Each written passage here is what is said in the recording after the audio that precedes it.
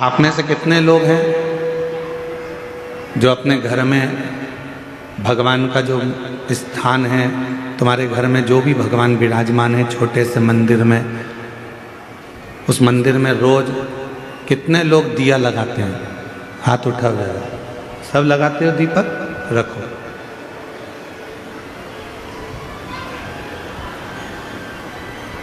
दीपक लगाने का मतलब क्या है? क्यों हम भगवान के मंदिर में दीप प्रज्वलित करते हैं? क्यों हम भगवान के मंदिर में दीप लगाते हैं? उसका कारण केवल एक होता है कि तेरी ज्योति और मुझ में जो तूने ज्योति दी है वो दोनों ज्योति का मिलन तेरे सम्मुख में हो जाए। जब मैं ये ज्योति प्रकट करूं तो हे मेरे भोलेनाथ, हे मेरी माँ जगत जननी दुर्गा भवानी, हे मेरे कृष्ण कन्हैया, हे मेरे राम, हे मेरे बुढ़ादेव, ऐसी कृपा करना कि तुम्हारे भीतर की जो ज्योति है इस मेरी आत्म ज्योति का कल्याण करे और मुझे संसार से आनंद कराकर मुक्त करे। दीप लगाना, दीप प्रकट करना, ज्योति जलाना, ज्योत जलाना या दिया लगाना, ये हमको एक अलग से ऊर्जा देता है, ऊर्जा देता है। एक बार हमने कथा में कहा था, आप लोगों को याद है कि नहीं वो पता नहीं, और मुझे विश्वास है कि कुछ लोगों को तो याद होगा। एक बार हमने कथा में कहा था कि तुम्हारे घर में जो पुराना दीपक होता है वो बहुत काम का होता है। जो पुराना दीप, 50 तरह के दिए मत बदलो। तुम्हारे घर में जो दीपक है 2 दिए, 4 दिए, 6 दिए ऐसे रख लो जिन दिए में आप बत्ती लगाते रहें। कभी इस दिए को अपने साफ करने रख दिया, मांजने रख दिया, घसने रख दिया, तो दूसरे दिए में बत्ती लगा दो, दूसरा मांजने गया तो तीसरे में रख दिया। उस दीपक में इतना बल हो जाता है, क्यों? क्योंकि वो भगवान के सामने रोज प्रज्वलित होता है, रोज वो दीपक में बाती जलती है, रोज वो दीप लगता है, तो उस दीपक में इतना बल आ जाता है कि तुम्हारी जिंदगी के आधे दुख तो वो दीपक ही हर लेता है, वो दीप की ज्योति ही समाप्त कर देती है। वो दीपक में इतना बल आ जाता है।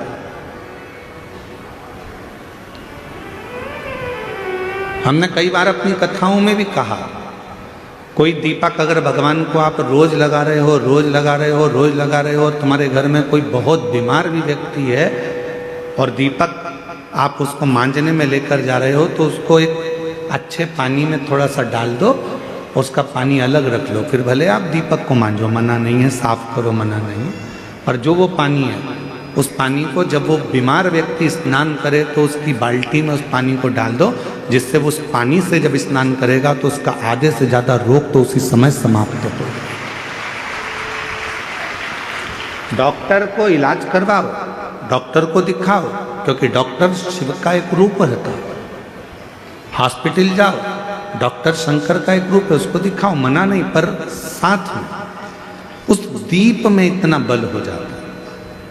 यहाँ तक हमारा सनातन धर्म कहता है कि जिस आसन पर बैठकर आप और हम लोग भजन करते हैं अपने घर के अंदर, आपने देखा होगा एक आसन लगाती हैं माताएं, जप करती है, पाठ करती है, आराधना करती है, साधना करती है, उस आसन में भी उतना बल आ जाता है,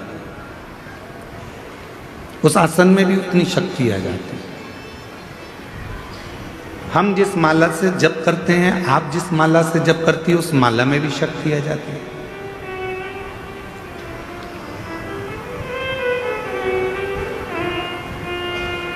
गले में जो आप एक कंठी माला पहनकर रखते हो रुद्राक्ष की, अपने गले के अंदर हमेशा, जैसे हम लोग भी अपने गले के अंदर एक हमेशा एक कंठी अंदर धारण कर कर रखते हैं, हमेशा, रात दिन सुबह शाम हर पल वो रुद्राक्ष हमारे साथ में रहता है।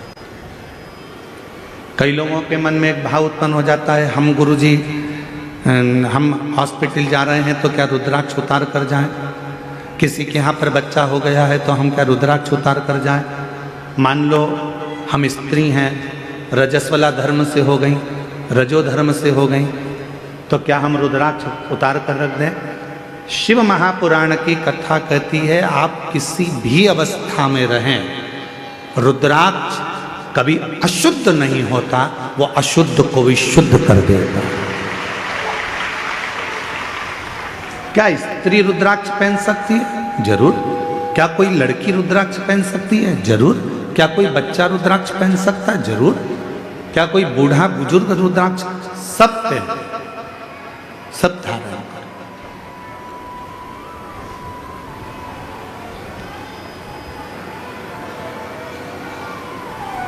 रुद्राक्ष में वो बल उत्पन्न हो जाता है। लोग सोचते हैं कि हम अशुद्ध हैं, हम हॉस्पिटल चले गए हैं, हम उस बच्चे को देखने चले गए हैं, हम अशुद्ध हो गए।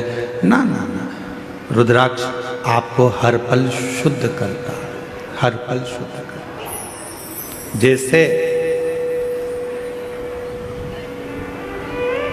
भगवान के भोग में तुलसी डाली जाती है, बिना तुलसी के क्या भगवान भोग स्वीकार कर लेते हैं? जम के बोलो, नहीं करते। भगवान को अगर भोग स्वीकार कराना है तो भगवान के भोग में तुलसी डालते हैं। भगवान के भोग में हम प्रसाद में तुलसा दल डाल देते हैं, जिससे भगवान उसको स्वीकार कर लेते हैं। उसी तरह भगवान भी, जिसके गले में रुद्राक्ष है और जिसके गले में तुलसी की माला है, भगवान भी देख लेता है कि मुझे इसको स्वीकार करना है, ये मेरा अपना है, इसको मुझे स्वीकार करना है, ये मेरा अपना।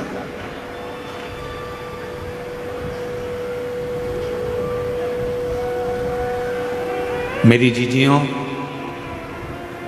मेरे जीजाओं, मेरी बेटियों, बेटाओं, मेरी माताओं, मेरे बुजुर्ग माता पिता तुल्य आप सब विराजमान हो। मैं निवेदन करूं आप सबसे, भव सागर बहुत गहरा है, संसार सागर बहुत गहरा है। इस पूरे संसार सागर में आज के समय में किसी को समझना बहुत कठिन। कुत्ते को देखकर समझ जाओगे कि कुत्ता काटने वाला है, बोलो सही है कि गलत है? सांप को देखकर समझ जाओगे कि सांप डसने वाला है। शेर को देखकर समझ जाओगे कि शेर आक्रमण करने वाला है। चीते को देखकर समझ जाओगे कि ये चीता आया है, ये हमें खा जाएगा। हाथी को देखकर समझ जाओगे कि हाथी के पांव बड़े हैं, ये हमें दबा देगा। बिच्छू को देखकर समझ जाओगे कि ये डंक मार देगा। पर इंसान को कैसे पहचानोगे कि ये अपन को कब निपटा देगा? बिच्छू को पहचानना सरल है, सांप को पहचानना सरल है,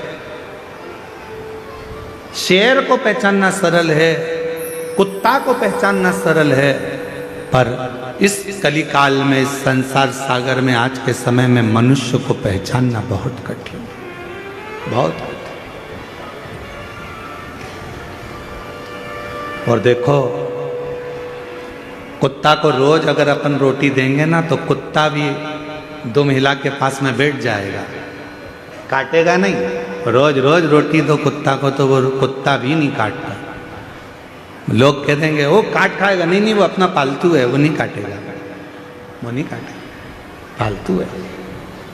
कुत्ता को रोज रोटी देंगे तो वो कुत्ता काटता नहीं है। पर आज का संसार ऐसा हो गया कि पूरी जिंदगी आपने किसी को दे दी, पूरा धन आपने किसी को दे दिया, पूरी प्रॉपर्टी आपने किसी को दे दी, उसके बाद भी लोग काटने को तैयार बैठे हैं, आपको नुकसान पहुंचाने को तैयार।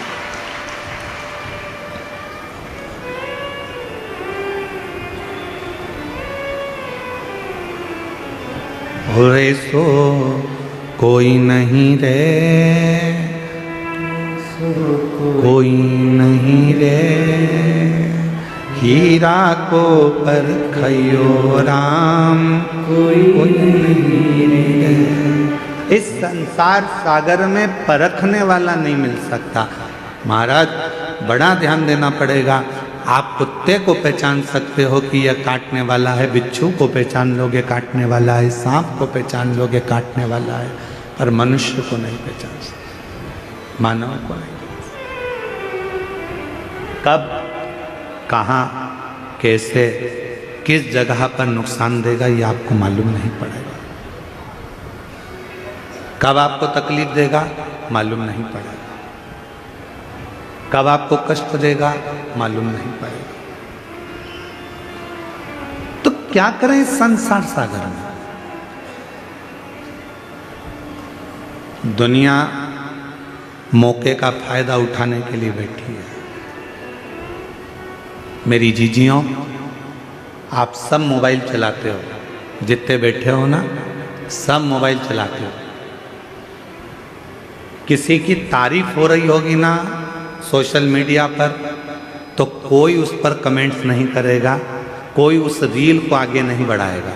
पर उसी सोशल मीडिया पर अगर किसी की एक बार किसी प्रसिद्ध व्यक्ति की बुराई चालू हो जाए तो फिर तो रील ऐसी वायरल होती है कि पूरी दुनिया में फैल जाती है। मतलब इस रील से आपको सीखना पड़ेगा कि दुनिया आपकी तारीफ सुनने के लिए नहीं बैठी है, दुनिया आपकी बुराई सुनने के लिए तत्पर बैठी है कि कुछ करे। और हम कोई नहीं चाहता कि आप अच्छा काम करो, कोई नहीं चाहता कि आप किसी भी तरह से कोई श्रेष्ठ कर्म करें।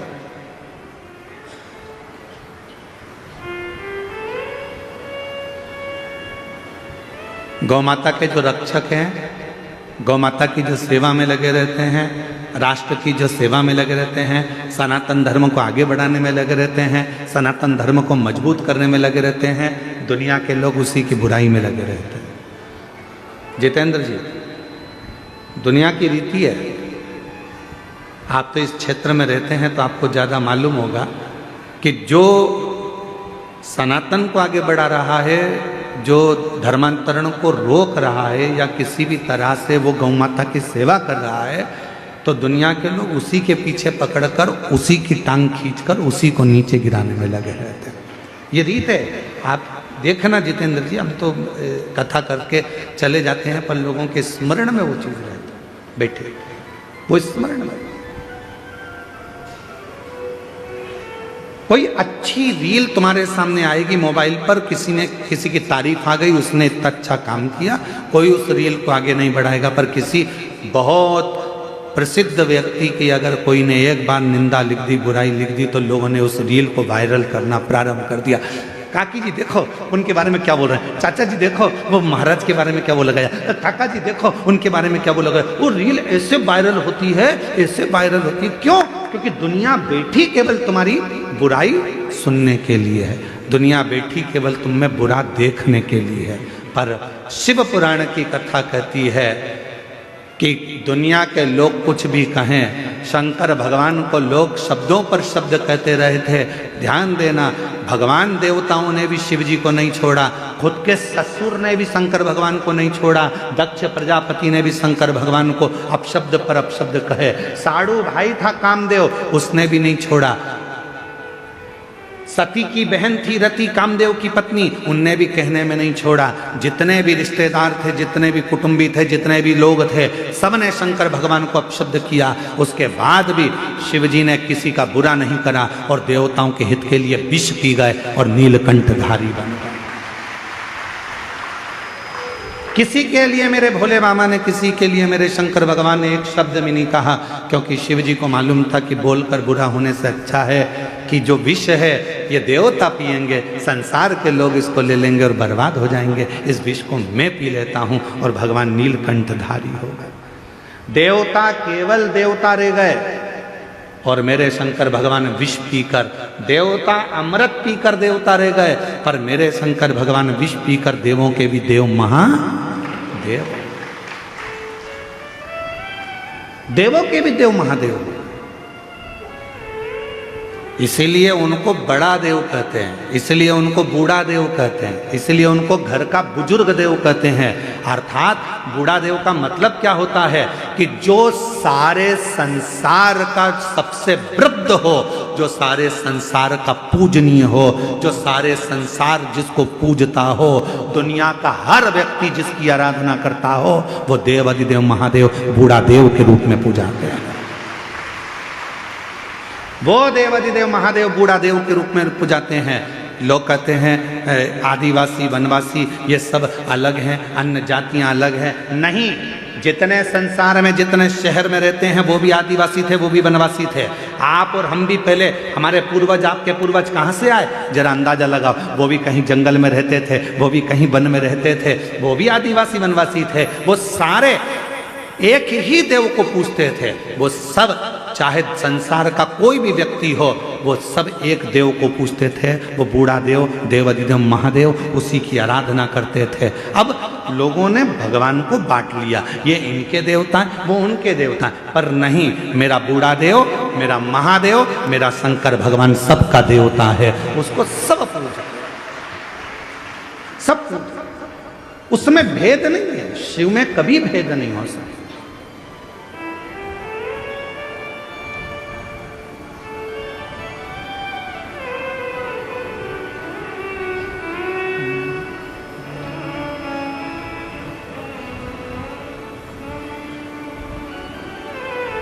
महाराज, आप जिस भाव में उसको भजेंगे वो भाव में मिल जाएगा। दुनिया की रीत है आपसे लाभ ले लेना और आपको धक्का मार दे,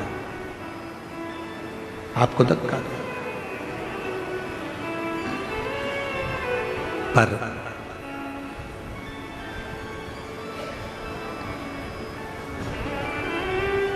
उस शिव को जिसने पुकारा है,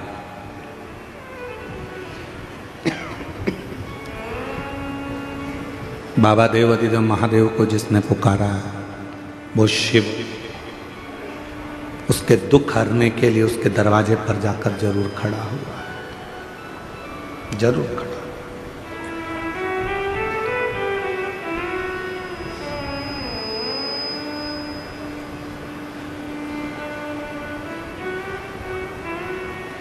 एक जगह पर हम कथा करने के लिए गए। जैसे यहाँ आए थे कच्चे गांव, तो कच्चे गांव में भी हम पहुँचे जब, तो वहाँ उनके जजमान जी जायसवाल जी के यहाँ खूब ढोल बज रहे थे, खूब ढोल। कच्चे गांव आने से पहले एक जगह पर मंदिर में कहीं पास का कोई गांव था, वहाँ रोक लिए थे। तो वहाँ पर मंदिर में, वहाँ पर भी दरवाजे पे बहुत ढोल बज रहे थे। एक जगह पर गए,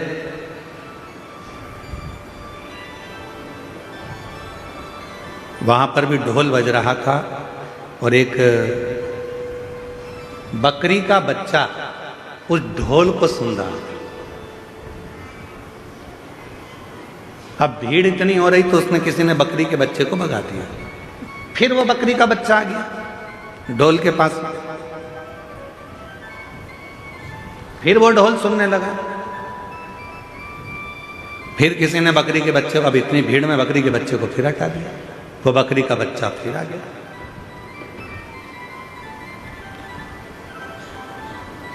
इतने में ढोल वाले ने उसको थोड़ा सा डंडे से, वो जो ढोल बजाने वाला डंडा होता है, उससे ऐसा करा, बकरी का बच्चा उधर गया। फिर हम बहुत देर से देख रहे थे, ये लोग नाच रहे हैं और हम गाड़ी में से हम देख रहे हैं कि ये ढोल वाला उस बकरी के बच्चे को हटा रहा है। अब की बार उसने कहा हटता भी नहीं है, और बकरी का बच्चा फिर आ गया। हमने इशारा कर कर ढोल वाले को बुलाया, हमने कहा इधर आ। कहा गुरुजी क्या बात है? हमने कहा तू इस बकरी के बच्चे को क्यों भगा रहा है? समझ में नहीं आता, ना तो इसको संगीत आता है, ना इसको ढोल बजाना आता है, और ना ये ढोल जानता है कि बच क्या रहा है। फिर आखिर ये ढोल के पास में बकरी का बच्चा क्यों आ रहा है? हमने कहा ढोल वाले से, भैया वो बकरी का बच्चा ढोल के पास में इसलिए आ रहा है कि उस ढोल में से उस बकरी के बच्चे को अपनी माँ के शब्द सुनाई दे रहे हैं, उसकी माँ के शब्द। ना जाने किस बकरी के चमड़े से वो ढोल बना होगा, और जब वो पिट रहा होगा तो उस बकरी के बच्चे को अपनी माँ के शब्द याद आ रहे हैं, माँ के शब्द। इसलिए वो बकरी का बच्चा ढोल के पास में आ रहा है, ढोल के पास। तो फिर उसको तो कहीं इधर उधर हो जाना चाहिए। फिर वो ढोल के पास के वो बता रहा है तुमको कि ये जो ढोल बजा रहे हो ये संसार को नचाने के लिए नहीं है, ये जो ढोल बजा रहे हो ये ढोल तो उस परमात्मा को पाने के लिए है। उसका भजन करो, स्मरण करो, कीर्तन करो, उसकी भक्ति में रहो।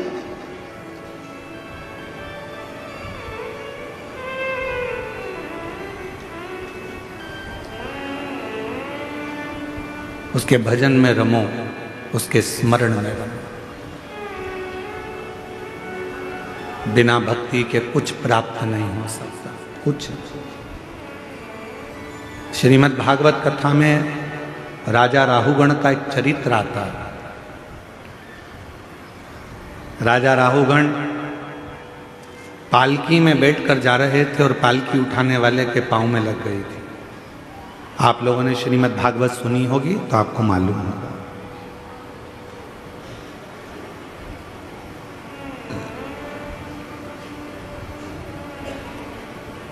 अब इस कच्चे गांव का तो हम नहीं कह सकते, क्योंकि यहाँ पर हमें बताया है कि इतनी बड़े बड़े आयोजन नहीं होते हैं। कच्चे गांव के इतिहास की यह पहली कथा है जिसमें इतनी लाखों की भीड़ एक साथ एकत्रित हुई है।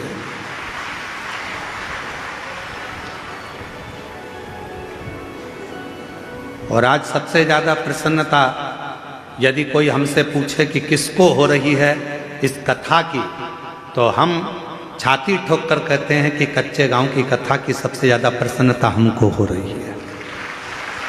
उसका कारण है, जो वनवासी, जो आदिवासी कहीं नहीं जा सकते थे, जो दिन भर काम में लगे रहते थे, आज उनके बीच में आकर ये कथा कहने का जो आनंद उत्पन्न हुआ है वो शायद जिंदगी में कभी नहीं हो सकता, कभी।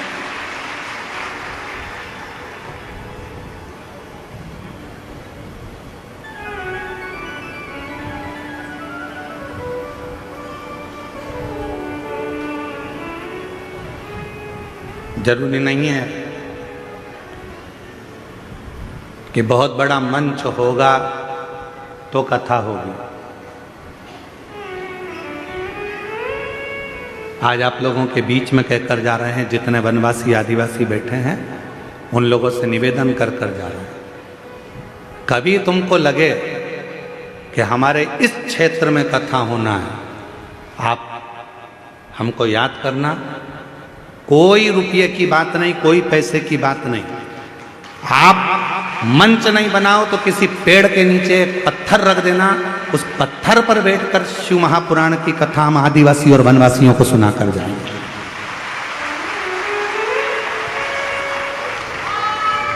बस एक निवेदन है आपसे, जितने वनवासी आदिवासी क्षेत्र के लोग इस शिव महापुराण की कथा को सुन रहे हैं, उनसे एक निवेदन है, मंच भले अच्छा ना हो चलेगा, पर तुम्हारा मन अच्छा रखना तो शिव पुराण तुम्हारे गांव तक पहुंचे।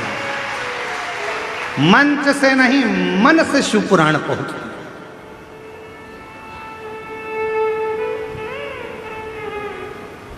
मन से। और तुम तो आटा भी मत देना, चावल भी मत देना, दाल भी मत देना, हम सब सीओर से बांध के लेकर आएंगे, खुद बनाएंगे, खुद खाएंगे और आपको कथा सुना कर जाएंगे। और अगर लगे भी ना आपको ऐसा कि गुरुजी हमारे पास कोई व्यवस्था नहीं है, आप तो बस आ जाओ और कथा सुना कर जाना, तो हम तो ये राधे साउंड वाले से भी कह देंगे कि तू भी वृंदावन से साउंड लेकर चल और कथा सुना कर। बस इतना याद रखना, आपसे एक ही वचन लूंगा उस कथा में, जहां भी कथा करने जाऊंगा, आदिवासी वनवासी क्षेत्र में कोई भी कथा कराए, हमें सूचना दो। किसी के आडंबर में मत पड़ना, किसी के कहने में मत आना, सूचना स्वयं हमको देना।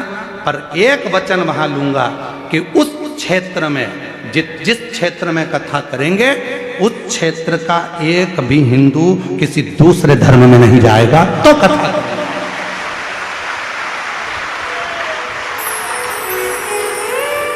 अब आपका निमंत्रण मुझे स्वीकार है, आप जब बुलाओगे सीओर वाला महाराज तैयार है, और जब बुलाओगे तहां आएगा कथा करने के लिए। और तुमको लगता है कि ये टेंट का खर्चा बहुत लगता है, गुरुजी कहाँ से इतना पैसा लाएंगे, तो अपन शाम की कथा कर देंगे, टेंट की जरूरत नहीं पड़ेगी, खुले में बैठ जाओ, खुले में बैठो, खूब सुनो कथा और दिल से। और कई बाबा के भक्त ऐसे हैं कि जो आएंगे सुनने वाले, उनकी व्यवस्था वो भोजन की तो कर ही देंगे। तुम टेंशन वेंशन मत लेना, तुम तो बस जो तुम्हारा गांव वाले सब तैयार हो जाएं कि अपने गांव में से कोई भी नहीं बदलेगा रे, तो चलो सब सियोर वाला महाराज के पास, सील ठप्पे के साथ सिग्नेचर करके दे दो कि हमारा जितना गांव है, हम 68 गांव का लोग है, 2000 गांव का लोग है, 2000 हमारे घर हैं, एक भी किसी दूसरे धर्म में नहीं जाएगा, जब हम लिख के दे रहे हैं, आओ कथा करने, और हम कथा करने पहुंच जाए। जो शिव को भजो, शंकर, ये दुनिया केवल तुम्हारा फायदा लेना चाहती है, केवल तुम्हारा फायदा। तुमसे जितना लाभ लेना होगा उतना लेंगे, बाद में तुम्हें धक्का मार देंगे। ये दुनिया की रीति है, समझ जाओ, समझदार हो जाओ सब। ये मत सोचो कि अब ये संसार के लोग मीठा मीठा बोल के अपना, ना ना ना, संसार में बड़ी विचित्र बात है, लोग कुछ का कुछ बताते हैं और कुछ का कुछ करते हैं। इसलिए याद रखना, अच्छा मंच नहीं होगा चलेगा, अच्छा पंडाल नहीं होगा चलेगा, अच्छी मंच नहीं होगा चलेगा, पर अच्छा मन रखना। शिव महापुराण की कथा तुम्हारे गांव तक जरूर पहुंचे, शिव कथा जरूर। अभी ये कथा कल विराम हो जाएगी, सवेरे 8 बजे से 11 बजे तक यहाँ हो जाएगी, टीवी पर 1 बजे से 4 बजे तक आ जाएगी। 7 तारीख से कथा दंतेवाड़ा क्षेत्र में हो रही है। आज एक दंतेवाड़ा क्षेत्र से एक लेटर सीओर भेजा, हम प्रयास करेंगे उस पत्र की भी कॉपी आपको। उस पत्र में एक वनवासी महिला ने उस पत्र को लिखा और व्हाट्सएप पे डाला सीहोर के ऑफिस में कि हमारे दंतेवाड़ा क्षेत्र में पहली बार कोई महाराज इतनी विशाल कथा करने के लिए आ रहा है। पूरा क्षेत्र उत्साहित है, पूरा क्षेत्र उत्साहित। वो उत्साह में हम एक भाई का नाम आया तो पीएसओ के पास से, इसलिए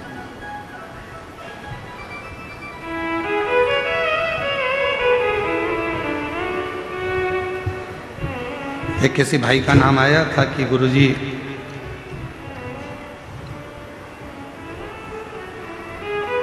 श्री देवेन टेकाम जी भानु प्रतापपुर से हैं, वो हमेशा सनातन को जोड़ने का और धर्मांतरण को रोकने का प्रयास करते रहते हैं। उनके लिए एक बार जोरदार ताली बजाकर साधुवाद। कोई अच्छा करे आप उसका साथ दो, उसके साथ खड़े हो। कोई गलत करे उसके विरोध में भी खड़े हो कि इसने गलत किया है। कल एक पत्र पढ़ा था आप लोगों के सामने, एक जीजी ने पत्र लिखा था, उसने कहा था मेरा गांव पूरा की पूरा पूजन पाठ बंद कर दिया। बोलो पढ़ा था कि नहीं पढ़ा था? हम कमरे में जाकर, कक्ष में जाकर हमने भगवान के चरणों को प्रणाम कर कर किया कि आज तूने मेरा मानव का देह सिद्ध कर दिया कि किसी गांव में से देवी देवता की पूजन बंद हो गई थी, आज शिव पुराण के माध्यम से कम उस गांव में फिर चालू हो गई। एक लोटा जल चढ़ना प्रारंभ हो गया, गांव का प्रत्येक व्यक्ति शिव के मंदिर जाना चालू कर दिया। हमारा लक्ष्य ये नहीं है कि हम आपको अपने आप से जोड़ें, हमारा लक्ष्य इस व्यासपीठ का केवल एक है कि आप शंकर भगवान से जुड़ जाओ, आप शिव जी से जुड़ जाओ। जितने वनवासी आदिवासी हम उनसे ये भी नहीं कहेंगे कि तुम कहीं इधर उधर जाओ, आप तो अपने बूढ़ा देव से जुड़ जाओ, आप अपने बूढ़ा महादेव से जुड़ जाओ, कहीं मत जाओ। आप अपने बूढ़ा देव की आराधना करो। आप बूढ़ा देव वो शंकर का प्रतिबिंब है, वो शिव का प्रतिबिंब है, शंकर का स्वरूप है। आपको कहीं जाने की जरूरत नहीं है। क्यों हम इधर उधर जाएं? हमारा बूढ़ा देव सबसे प्रबल देव है। हमारा बूढ़ा देव, हमारा महादेव सबसे प्रबल है। हम जो भी दुख आएगा अपने बूढ़ा देव महादेव से कहेंगे तो दुख मिट जाएगा। हम क्यों आडंबर में पड़े? हम क्यों आडंबर में यहां वहां जाए?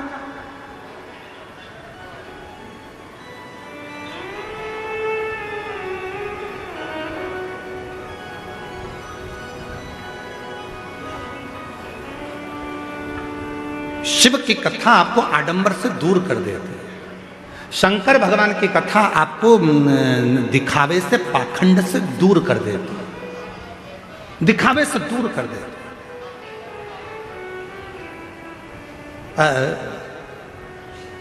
आपने पहले दिन की कथा में कौन कौन था, जरा हाथ उठाओ। पहले दिन की कथा में जो थे वो हाथ उठाओ। उठाया हाथ सबने, रखो। पहले दिन की कथा में एक बहन वहां से बहुत तेज चिल्लाई थी ना, चीखी थी ना। उसके बाद में कोई नहीं चिल्लाया ना। सबको मालूम है महाराज झेलता ही नहीं। सबको मालूम है कि शंकर की कथा है, जो भूतों का देव है, स्वयं देव अधिदेव महादेव कालों को हरने वाला है। उसकी कथा में कोई नहीं आ सकता। उसकी कथा में तो स्वयं शिव ही है।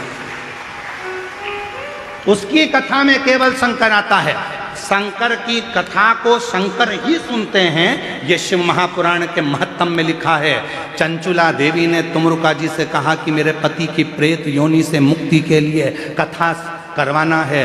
तो तुमरुका जी ने पूछा कि कथा का यजमान कौन है? तो चंचुला देवी बोली मैं। तो कह दिया संसार का मनुष्य इस कथा का यजमान नहीं बन सकता। शिव महापुराण की कथा का यजमान मनुष्य नहीं बन सकता। श्रीमद् भागवत होती तो राजा परीक्षित थे, रामचरितमानस होती तो काशी के नरेश थे, विष्णु पुराण होती तो अन्य राजा थे, पर शिव पुराण का यजमान कभी भी संसार का मनुष्य नहीं बन सकता। भगवान तुमरुका जी ने कहा अगर शिव महापुराण की कथा सुनना है तो उसका तो केवल एक ही यजमान हो सकता है, वो शंकर और पार्वती हैं। तब शिव पार्वती कथा के यजमान। 7 दिन तक जब तक यजमान शिव महापुराण की कथा करवाते हैं, 7 दिन तक यजमान शंकर की कथा को सुनते हैं। 7 दिन तक यजमान पार्थिव लिंग का पूजन करते हैं। 7 दिन तक यजमान अपने घर में भगवान शिव की आराधना करते हैं। 7 दिन तक यजमान शिव महापुराण की कथा को करवाते हैं। वो यजमान केवल यजमान नहीं रहते, वो 7 दिन तक शंकर और पार्वती का एक स्वरूप बन जाते हैं, ईश्वर और गोरा बन जाते हैं, शिव और शक्ति बन जाते हैं, जो कथा के रस तत्व को ग्रहण कर रहे हैं। जायसवाल जी से आप पूछना, हम चले जाएं उसके बाद में भी पूछ लेना। क्यों जायसवाल जी? वो भंडारे में भोजन चल रहा था, आप उसमें 24 घंटे खड़े रहे क्या? तो जायसवाल जी बोलेंगे नहीं। बोलो जायसवाल जी, 2 लाख लोग भंडारे में अभी तक भोजन कर चुके हैं। जायसवाल जी, आज सूचना मिली मेरे को, 2 लाख लोग भंडारे में भोजन कर चुके हैं आज तक। अब 2 लाख लोग भोजन करे तो क्या 24 घंटे जायसवाल जी वहां थे? इस पंडाल में क्या 24 घंटे जायसवाल जी थे? इस पंडाल में लोगों को संभालने के लिए 24 घंटे जायसवाल जी थे? नहीं, जायसवाल जी तो यजमान शंकर का स्वरूप बनकर, कथा के यजमान बनकर बैठ गए शिव कृपा से। अब संभालना किसको है? जिसकी कथा है, जो करवा रहा है और जो कथा सुन रहा है। कथा बाँचने वाला भी शिव, कथा सुनने वाला भी शिव और कथा करवाने वाला भी शिव, तो वो कथा संभालता है। आप और हम तो केवल निमित्त है, हमारा केवल निमित्त, इसमें कोई दूसरा नहीं है। और मेरा आपकी कृपा से सब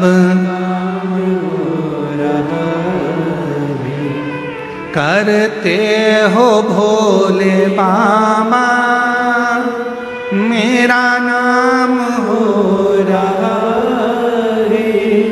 भोले आपकी कृपा से सब काम हो रहा। कौन करा रहा है? आप जितने लोग कथा श्रवण करने के लिए बैठे हो, विचार कर लेना, आप कथा नहीं सुन रहे हो, आप अपने घर से चलकर नहीं आए हो, वो तो शंकर भगवान आपके दिल में आकर बैठ गए। इसलिए आप ट्रेन में और बस में बैठकर, गाड़ी में बैठकर यहाँ तक आ गए और कथा श्रवण करने के लिए बैठ गए। शिव बैठे, उससे दिल से कहो,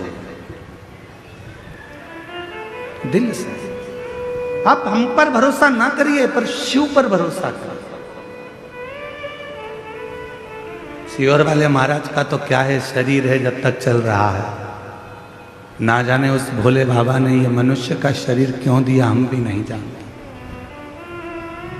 एक साधारण से परिवार में हमारा जन्म करा दिया, सीहोर जैसे जिले को, सीहोर को कोई नहीं जानता था, आज बाबा की कृपा से उसको प्रसिद्ध कर दिया उस भोले बाबा ने। क्यों जन्म दिया हमको नहीं मालूम था, क्यों?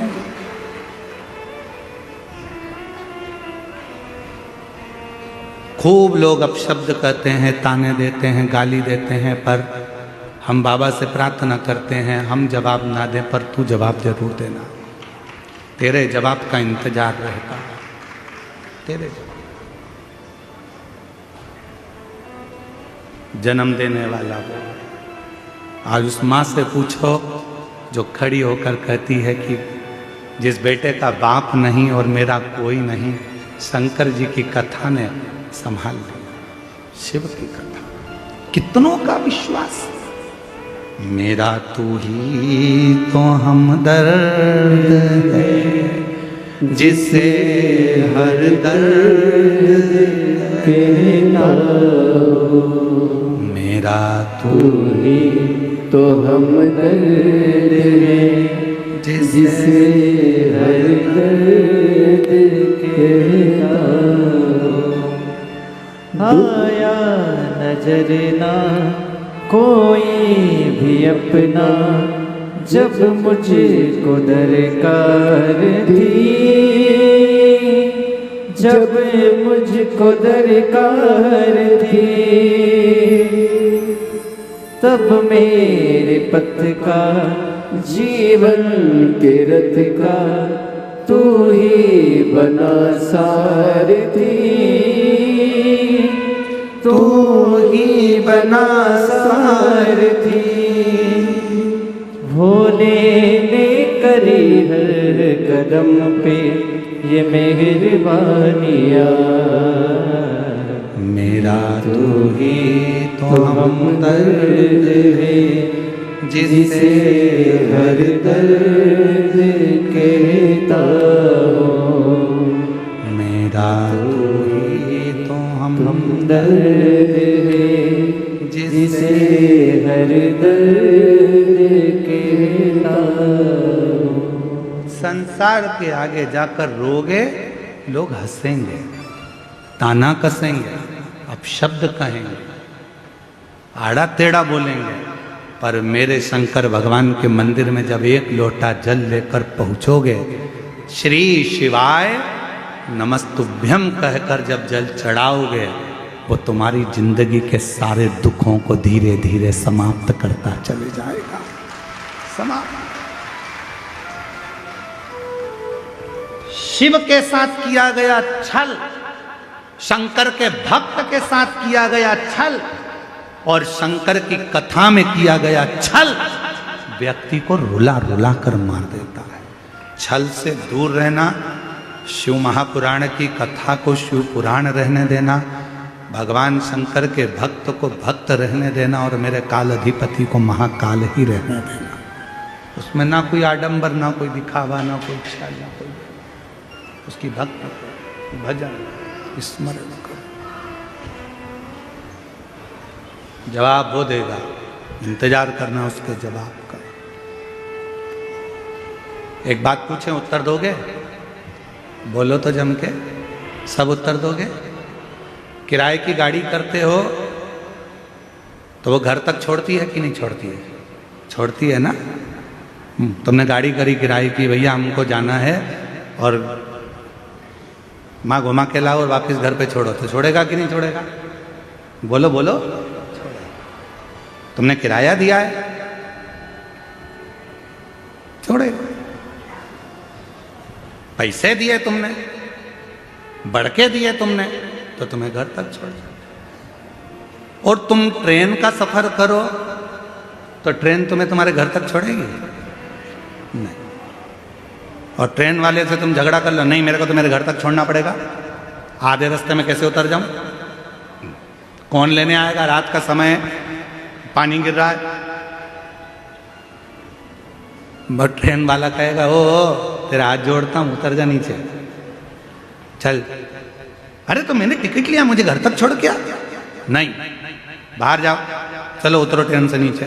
उसने बिसिल बजाई, ट्रेन रोकी, इसको नीचे उतारा, चल जा। अब रात हो तो रात, पानी गिरे तो पानी, गर्मी पड़े तो गर्मी। क्या चोटा, बहुत चोर लोग हैं, हमको सब नोच लेगा भैया, हमको हमारे घर तक छोड़ो, ट्रेन वाला नहीं जाएगा।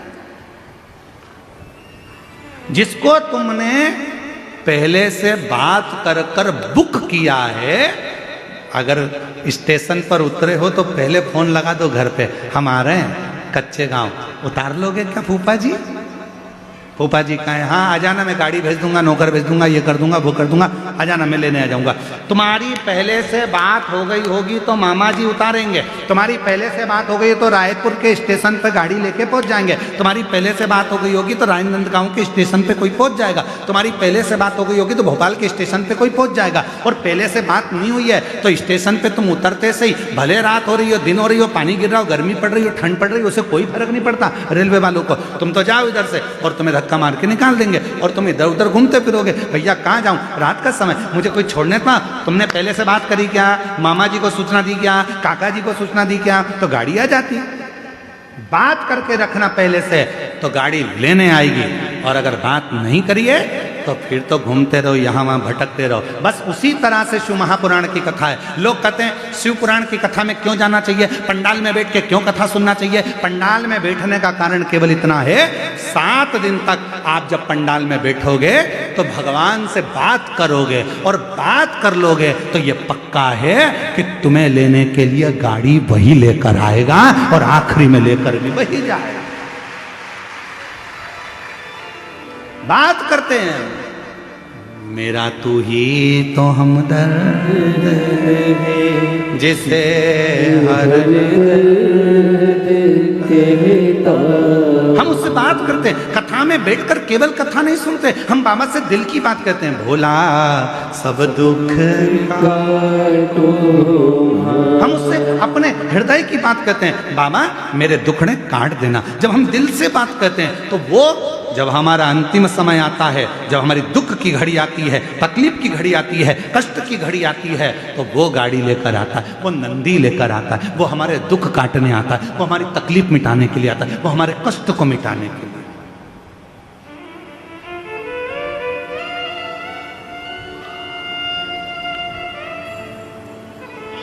फिर भले तुम चुप हो, फिर भले तुम कुछ ना।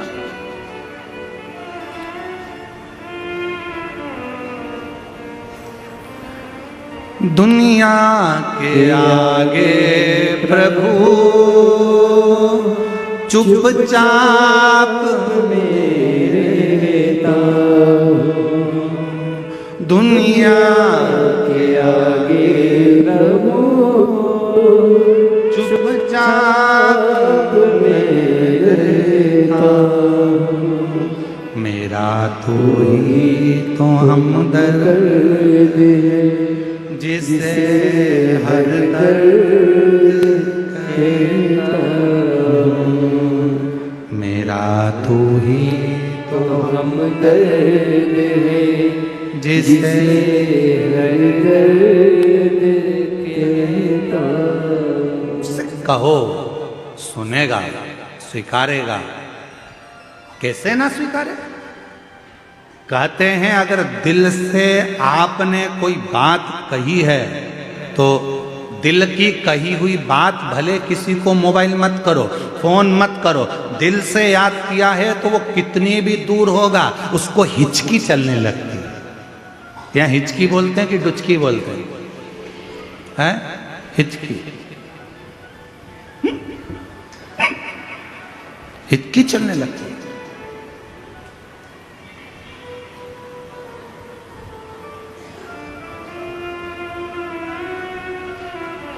एक पति खाना खा रहा था, भोजन कर रहा था, पत्नी उसको खाना खिला रही थी और उसको एकदम हिचकी चल रही।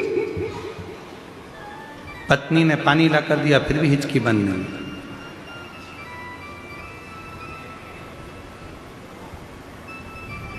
पत्नी अंदर गई, बेलन लेके आ गई। पति ने हिचकी भरते हुए, क्या हुआ? हुआ क्या? हुआ क्या? पत्नी कह रही है मैं यहां बैठी हूं तो कौन है जो तुमको याद कर रहा है? सही बता दो बिल्कुल ईमानदारी से, जब मैं यहां बैठी हूं तो कौन तुमको याद कर रहा है? किसकी हिम्मत जो मेरे पति को याद कर रहा है?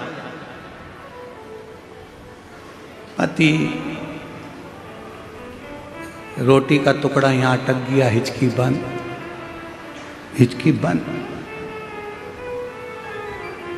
कौन है याद कर? महाराज कभी कभी मोबाइल की तरंगे भी काम नहीं करती, नेटवर्क भी काम नहीं करता, नेटवर्क भी नहीं काम करेगा, मोबाइल की तरंगे। अभी कई हम कच्चे गांव में रह रहे हैं, हमारे वो तो भला हो हमारे जयसवाल जी का जो उन्होंने थोड़ा बहुत कुछ वो वाईफाई लगाया तो उससे थोड़ा चले, नहीं तो नेटवर्क ही नहीं मिलता है। और हमारे टाइम पे तो ऐसा हमेशा ही होता है, सीहोर में कोई भी कार्यक्रम चालू हुआ नेटवर्क गायब, कहीं पर भी कथा करने गए और वहां का नेटवर्क गायब। कई लोग यहाँ पर हमारे पहले के भी सुनने वाले, उनसे पूछ लो, बोले कथा में कहीं पर भी जाओ उनका नेटवर्क पहले गायब हो, क्योंकि भगवान भी चाहता है कि दुनिया वालों से नेटवर्क मत जोड़, यहाँ आया है तो अब मुझसे नेटवर्क जोड़ ले, बाकी सब छोड़, नेटवर्क गायब। एक संबंध जोड़ो, एक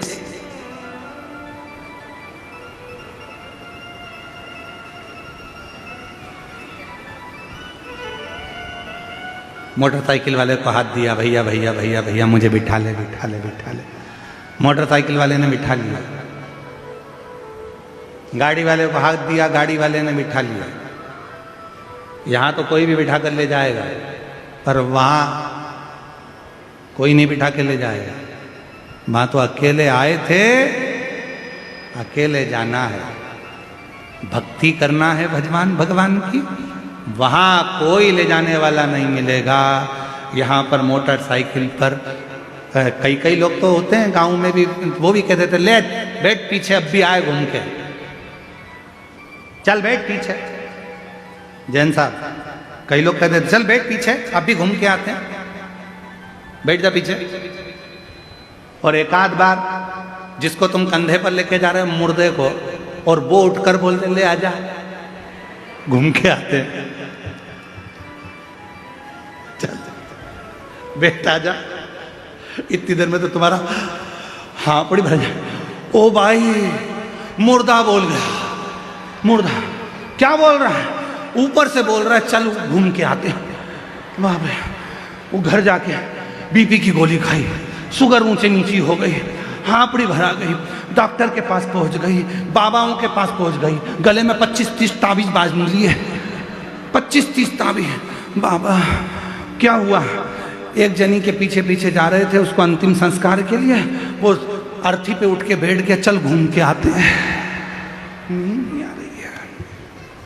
अब यहां कहने वाले तो बहुत मिल जाएंगे, चल घूम के आते हैं, पर वहां ले जाने वाला कोई नहीं मिलेगा। तब तुम्हारा जो एक लोटा जल तुमने शिव को चढ़ाया है, तुम्हारी दुख की घड़ी में मेरा शंकर नंदी लेकर खड़ा रहेगा। आओ चलो, मैं तुम्हें लेकर चलता हूँ। कोई दुख नहीं भोगना है, कोई कष्ट नहीं भोगना है, कहीं तुमको दुख नहीं भोगना है। तुमने कच्चे गांव में शिव पुराण की कथा सुनी थी, इसलिए कष्ट तुम्हारा मैंने काट दिया। अब दुख नहीं, तकलीफ नहीं, अब तू इंतजार कर।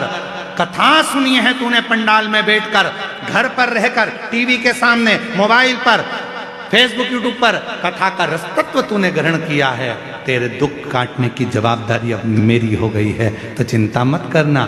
3 महीने में जो तूने मांगा है तेरी झोली में दे दूंगा। क्यों चिंता कर,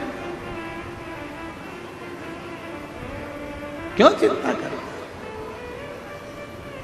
और जब उससे प्रीत जुड़े, प्रीत कितना सुंदर कहा भगवान शंकर की कथा में वर्णन आता है। देवाधिदेव महादेव भगवान शंकर की पवित्र कथा कर रही है, तुमरुका जी के सम्मुख में तुमरुका जी कथा का रसतत्व ग्रहण करा रहे हैं। चंचुला देवी कथा सुन रही है और सामने बैठे ईश्वर जी और गोरा जी शिव महापुराण की कथा सुन रहे हैं। भगवान शंकर और पार्वती कथा का रसतत्व ग्रहण कर रहे हैं। भगवान देवाधिदेव महादेव कथा को तत्व ग्रहण कर रहा है।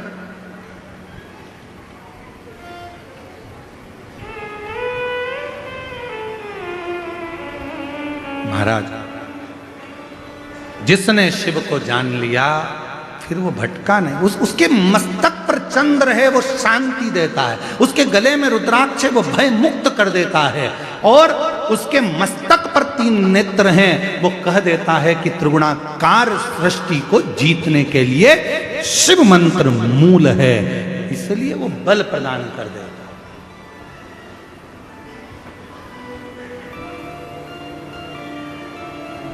सिर पर गंगा लेवे,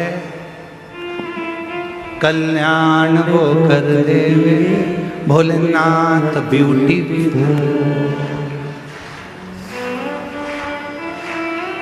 उसके बराबर कौन हो? कौन है? उसके बराबर कोई नहीं हो सकता महाराज। वो जो है, इसलिए तेरे डमरू की धुन सुन के मैं काशी नगरिया हूँ। तेरे डमरू की धुन सुन के मैं काशी नगरिया हूँ। तेरे डमरू की धुन सुन के मैं काशी नगरिया हूँ। तेरे डमरू की धुन सुन के मैं काशी नगरिया हूँ। मैं काशी नगरिया हूँ। मैं काशी नगरिया हूँ। मैं काशी नगरिया हूँ। मैं काशी नगरिया हूँ। मैं काशी नगरिया हूँ। मैं काशी नगरिया हूँ। मैं काशी नगरिया हूँ। मैं काशी नगरिया हूँ। मेरे भोले ओ बम भोले, मैं काशी नगरिया हूँ। मेरे भोले ओ बम भोले, मैं काशी नगरिया हूँ। दोनों हाथों से बड़े प्रेम के साथ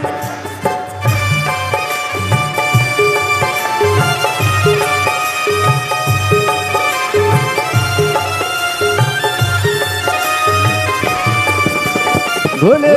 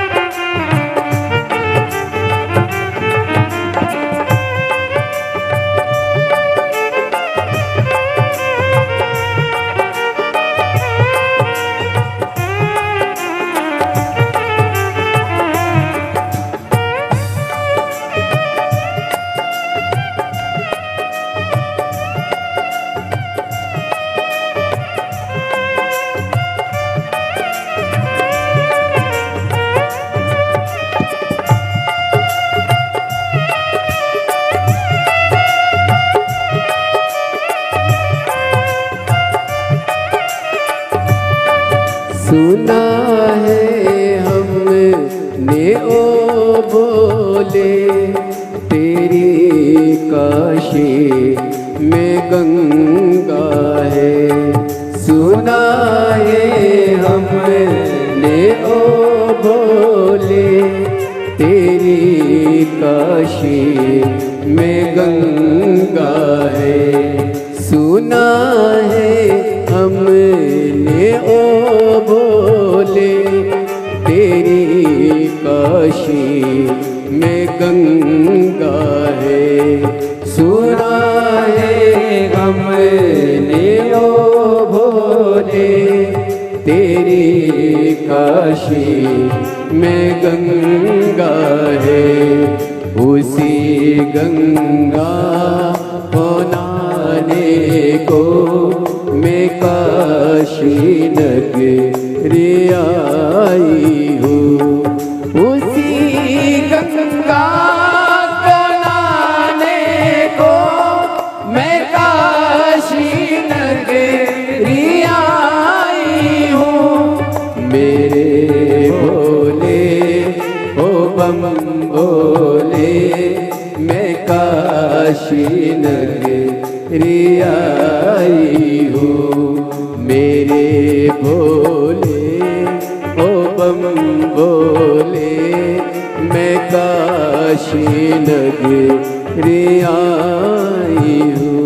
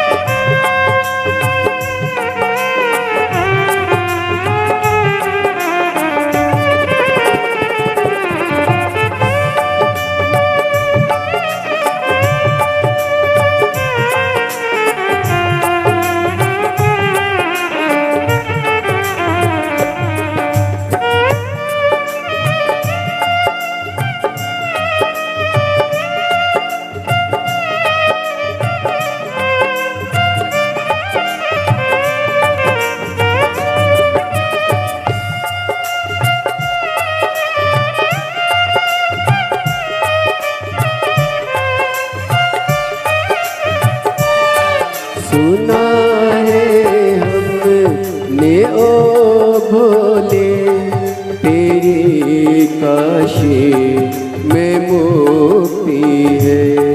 सुना है हमने ओ भोले तेरी काशी में मुक्ति है।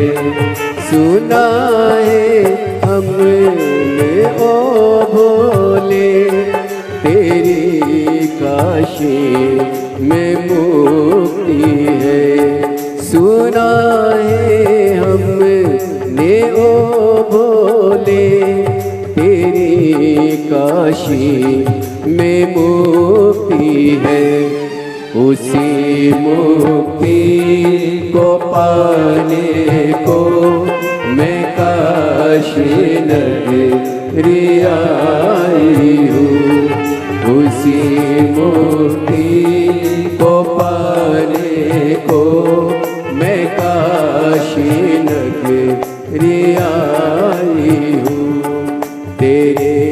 डमरू की धुन सुन के मैं काशी नगरी आई हूँ। तेरे डमरू की धुन सुन के मैं काशी नगरी आई हूँ।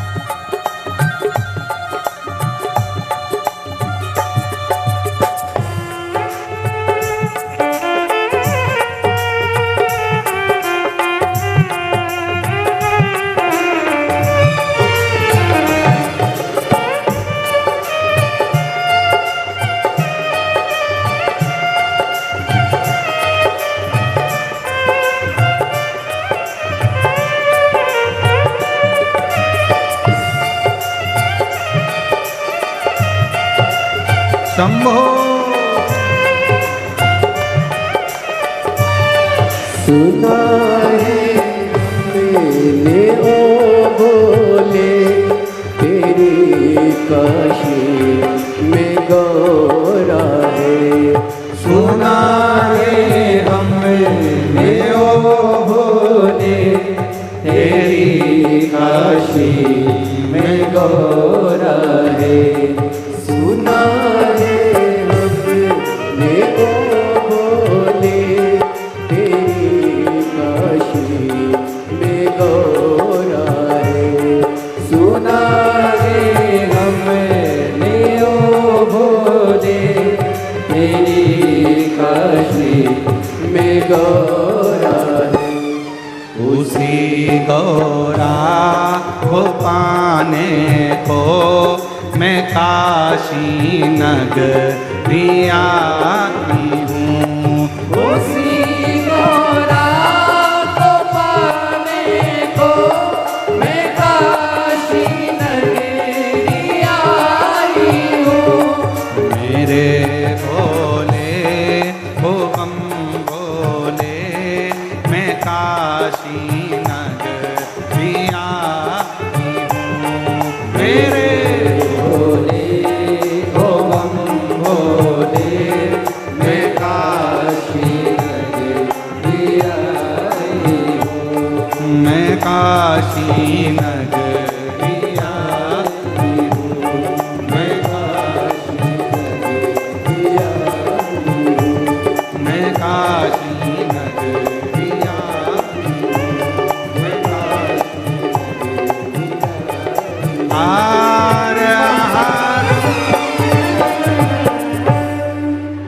अपने स्थान पर बैठकर बाबा देव अधिदेव महादेव से आज कथा का छठा दिवस है। कथा की शिवरात्रि कहते हैं आज। बाबा को अपने मन का भाव कहकर दिल से प्रार्थना करिए, विनय करिए, निवेदन करिए। बाबा को अपने मन का भाव करो, हृदय से प्रार्थना करो, विनय करो, निवेदन करो, विनती करो। बाबा उसको स्वीकार करेगा। साथ में बोलिएगा, हृदय से प्रार्थना करिएगा, विनय करिएगा। आज कथा का छठा दिवस है।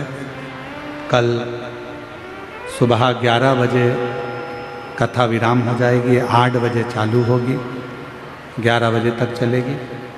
टीवी पर, आस्था चैनल पर, फेसबुक, यूट्यूब पर 1 बजे से 4 बजे तक आएगी। 7 तारीख से 13 तारीख तक शिव महापुराण की कथा गीतम दंतेवाड़ा जिला में छत्तीसगढ़ की पवित्र भूमि पर माँ दंतेश्वरी के आशीर्वाद से होगी। कथा का समय 2 बजे से 5 बजे तक रहेगा। 17 से 21 दिसंबर 5 दिन की शिवपुराण कथा ग्राम पंचायत नकपुरा, जिला दुर्ग में होगी। कथा का समय 1 से 4 बजे तक रहेगा। 24 से 28 दिसंबर तक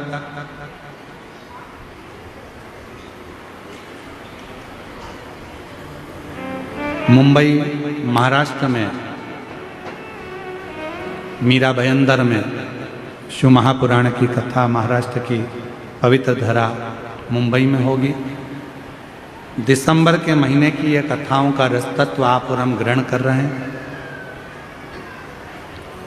हृदय से बाबा को प्रार्थना करिए, दिल से बाबा को निवेदन करिए, अपने मन का भाव कहिए।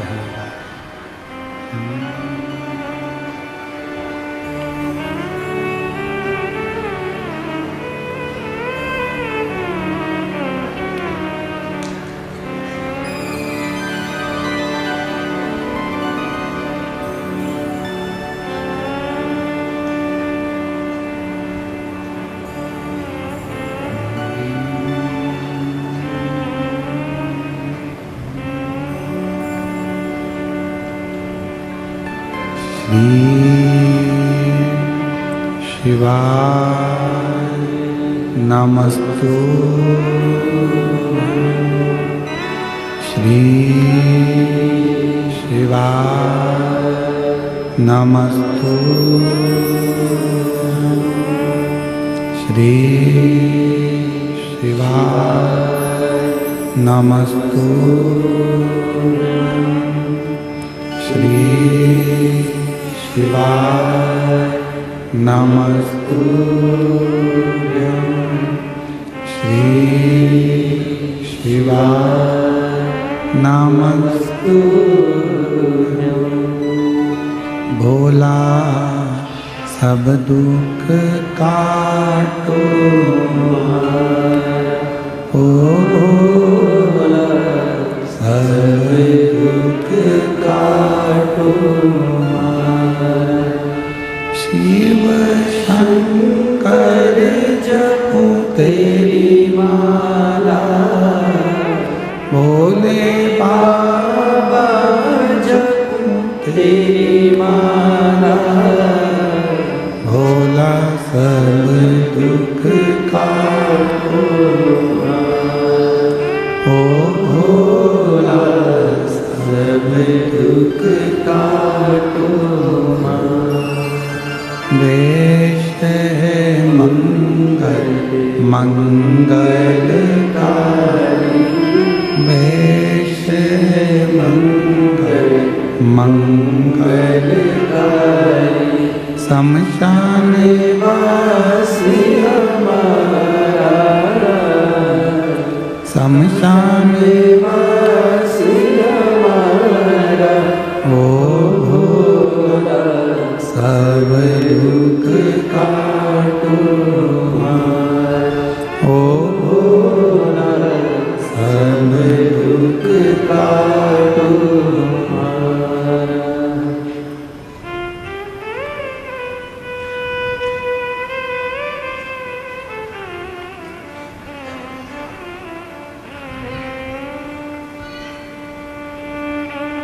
बाबा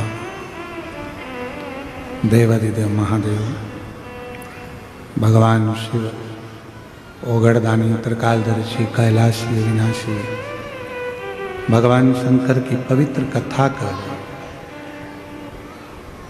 शिव महापुराण की कथा वर्णन कर रही है।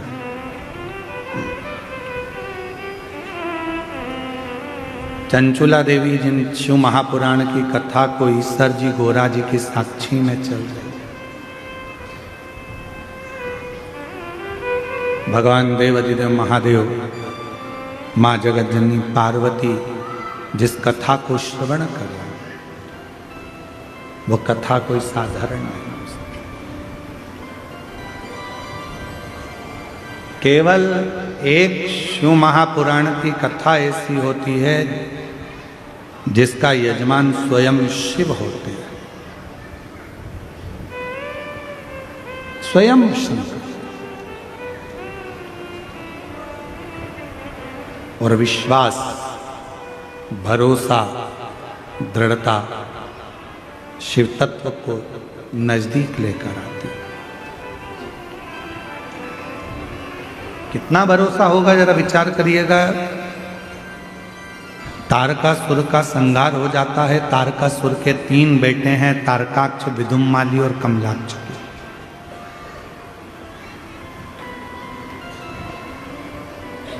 3 पुत्र हैं,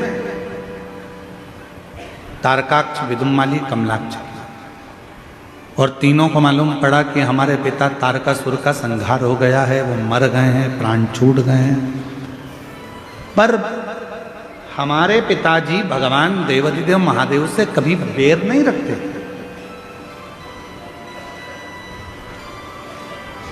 कई लोग संसार में ऐसे भी जन्म लेते हैं कि उनका ना तो आपसे कभी मिलना हुआ, ना आपको वो पहचानते हैं, ना कभी आप उनको जानते हो। इसके बाद भी अगर कोई आपके सामने उस व्यक्ति, किसी व्यक्ति की बुराई कर देता है और आप उस बुराई में शामिल हो जाते हो। ना आप उससे मिले, ना कभी आपने उसको देखा और ना कभी उससे मिलना हुआ, फिर भी वो आपस में मुलाकात, बस किसी ने बुराई करना चालू करी और आप उस बुराई में शामिल हो। महाराज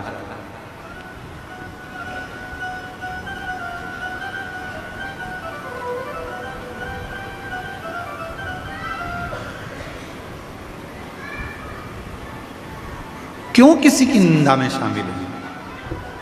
शिव महापुराण की कथा कहती है, जिंदगी में अगर मानव की देह मिली है, मानव का शरीर मिला है, मनुष्य की देह अगर प्राप्त हुई है, तो भगवान से यह प्रार्थना करो कि हमको जो मानव की देह मिली है यह सत्कर्म में लगे और अच्छे काम में लगे।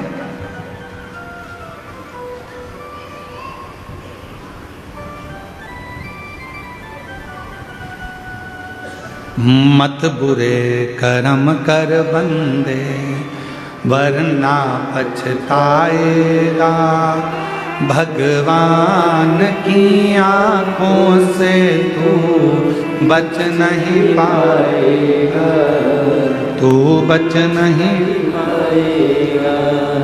अरे ओ अज्ञानी मत करना दानी, अरे ओ अज्ञानी मत करना, तेरे कर्म का फल भी तू ही पाएगा, जैसा किया तूने तेरे आगे आएगा।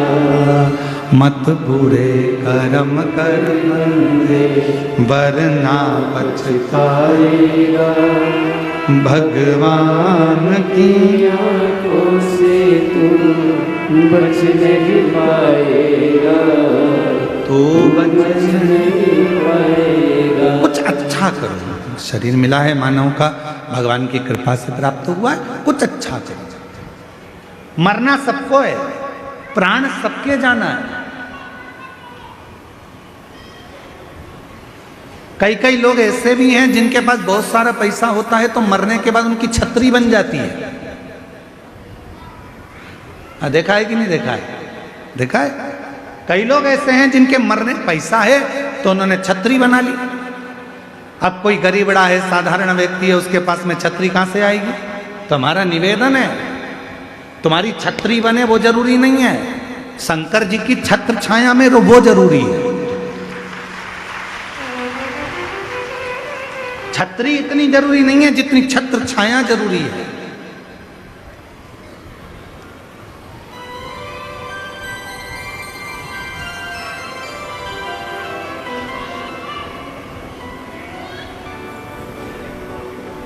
गाड़ी में बैठकर देख लिया, फ्लाइट में बैठकर देख लिया, ट्रेन में बैठकर देख लिया, घर में बैठकर देख लिया, बंगले में बैठकर देख लिया, रोड पर बैठकर देख लिया, फैक्ट्री में बैठकर देख लिया, पहाड़ों पर बैठकर देख लिया, आकाश में बैठकर देख लिया, पानी में बैठकर देख लिया। अब निवेदन है शंकर की शरण में बैठकर देख लो।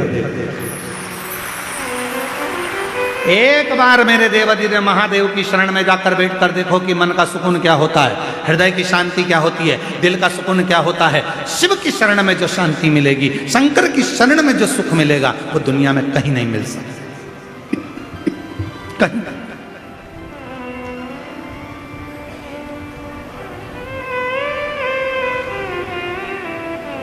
नहीं। एक वो लाइन है,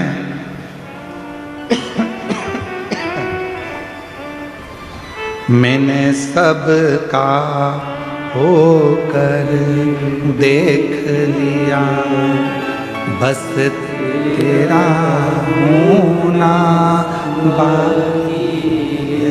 तुम भी बोलो, मैंने सबका होकर देख लिया, एक तेरा होना बाकी, मैंने सब दर जाकर देख लिया, तेरे दर पर आना बाकी है।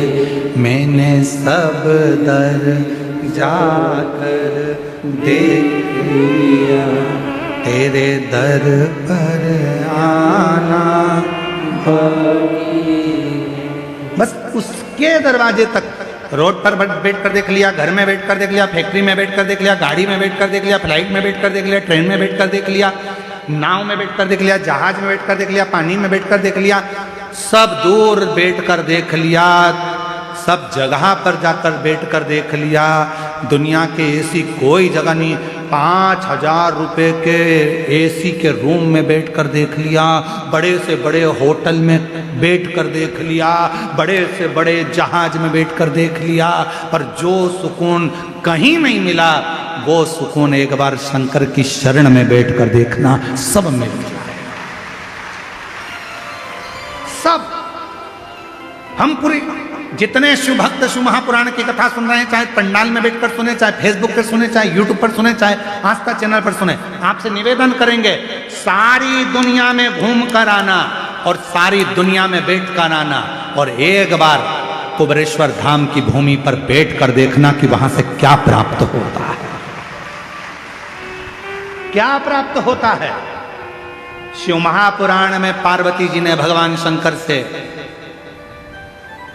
एक प्रश्न किया था, एक छोटे से बालक के लिए, अभिमन्यु के लिए।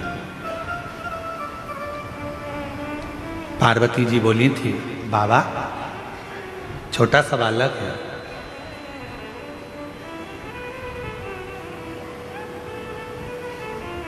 ये छोटा सा बालक है बाबा,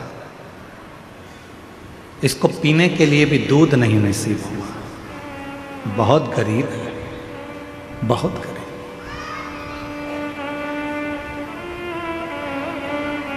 उत्तराखंड में एक दुधेश्वर महादेव है, दुधेश्वर। छोटे से बच्चे को जब दूध नसीब नहीं हुआ तो माँ ने शंकर पर चढ़ा हुआ जल दिया, और वो शिव का चढ़ा जल भी दूध बन गया, वो दुधेश्वर नाथ का है। दुधेश्वर। माता पार्वती जी बोल रही हैं बहुत गरीब है, गरीब घर जन्म हुआ है।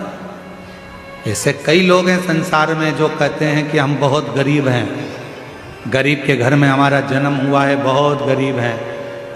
ध्यान रखना, शिव महापुराण की कथा सुन रहे हो, गरीब के घर में भले जन्म हो गया, पर यदि तुमने अपनी जिंदगी में बहुत मेहनत करी, रात दिन एक कर दिया, खूब परिश्रम करा, और एक बार यदि तुम कुबेरेश्वर बाबा की धरा पर जाकर जल चढ़ाया है, तो दुनिया में याद रखना तुम गरीब नहीं रह सकते, सेठ बनकर जिंदगी जियो,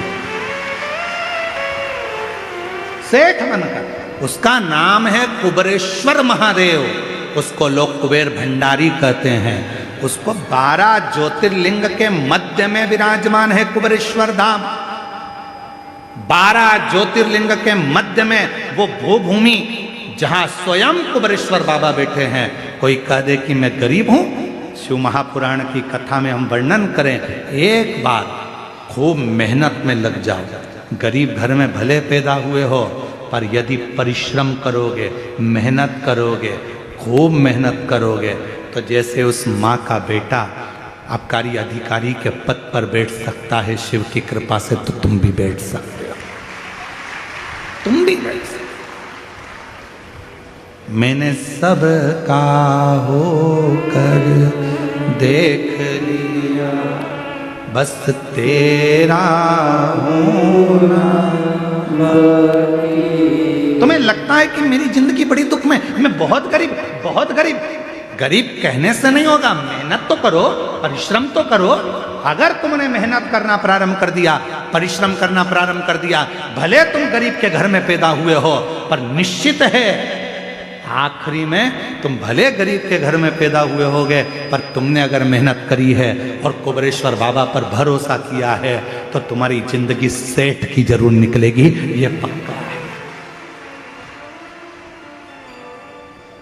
कोई जल्दी बनता है, बोलो बोलो, तुम्हें याद है ना, तो बोलो जरा जम के, कोई जल्दी बनता है, कोई लेट बनता है, शंकर को जल चढ़ाने वाला एक दिन सेठ जरूर बनता है, सेठ जरूर बनेगा।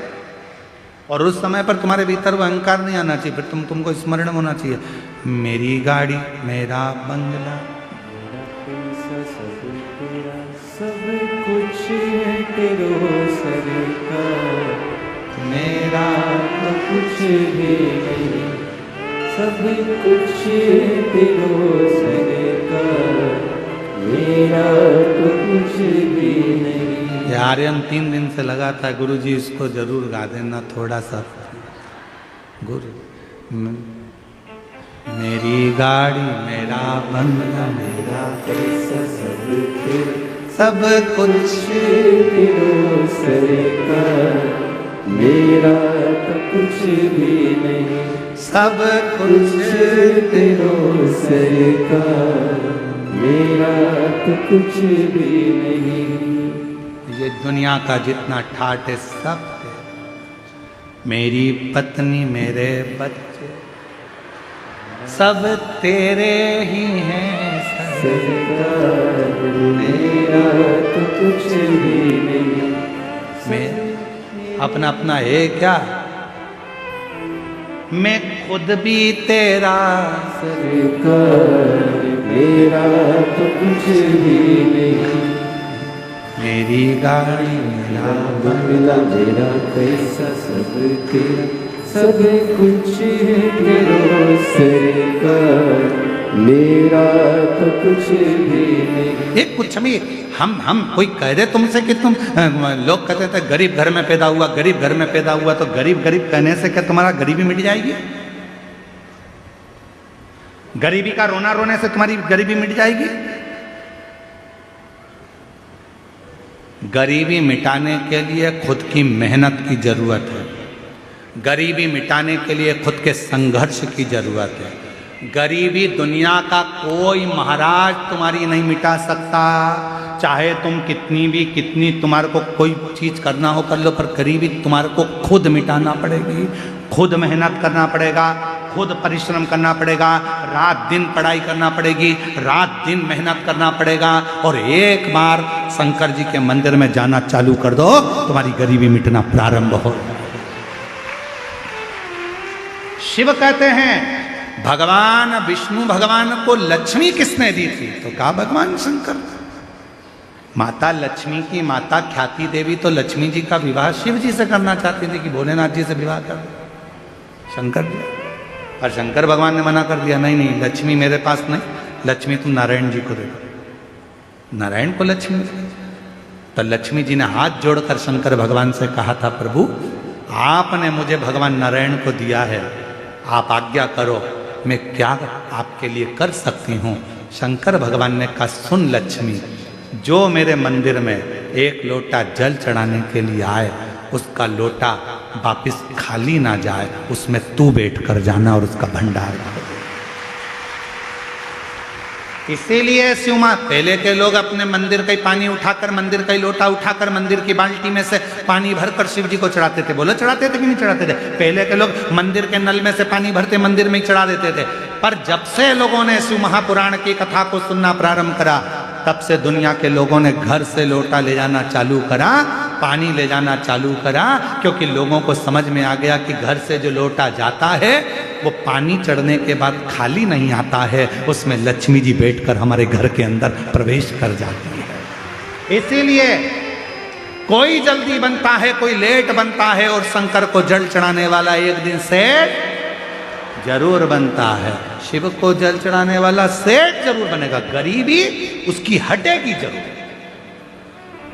और हमने हमारी जिंदगी में देखा ही है, इतने 30-31 साल हो गए कथा करते करते। ये 30-31 साल में हमने अपनी जिंदगी में देखा है कि गरीब से गरीब व्यक्ति भी जब रोता हुआ कुबेरेश्वर बाबा की धरा पर जाता है, दिल से बाबा की कंकर की पूजन करता है, लोटा भर के जल चढ़ाता है, तो मेरा कुबेर भंडारी उसका हाथ पकड़कर उसको सेठ बनाना प्रारंभ कर देता है।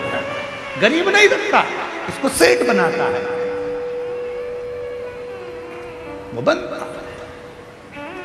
गरीबी का रोना मत रो, हम गरीब, हम गरीब, हम गरीब, हम गरीब। काहे के गरीब? लखपति बनाकर भगवान ने पैदा करा तुमको? करोड़पति बनाकर भगवान पैदा करे? कितना अच्छा पूरा शरीर दिया है। बाजार में जरा एक आंख खरीद के तो लेके आओ, कितने की मिलेगी? पहले तो इंसान की मिल जाए बहुत बड़ी बात है, बकरा बकरी की लगा देंगे। कितनी कीमत वाली आंख है, 2-2 किडनी दे दी, एक किडनी कम से कम 20-20, 25-25 लाख की। आधा करोड़पति तो तू यही है शरीर में ही। कितना दिया परमात्मा ने, तुझे खाली नहीं भेजा, करोड़पति बनाकर भेजा। उससे पूछो जिसके पास नहीं रहता। एक पत्र है, देखो कितना सुंदर है पत्र। देखो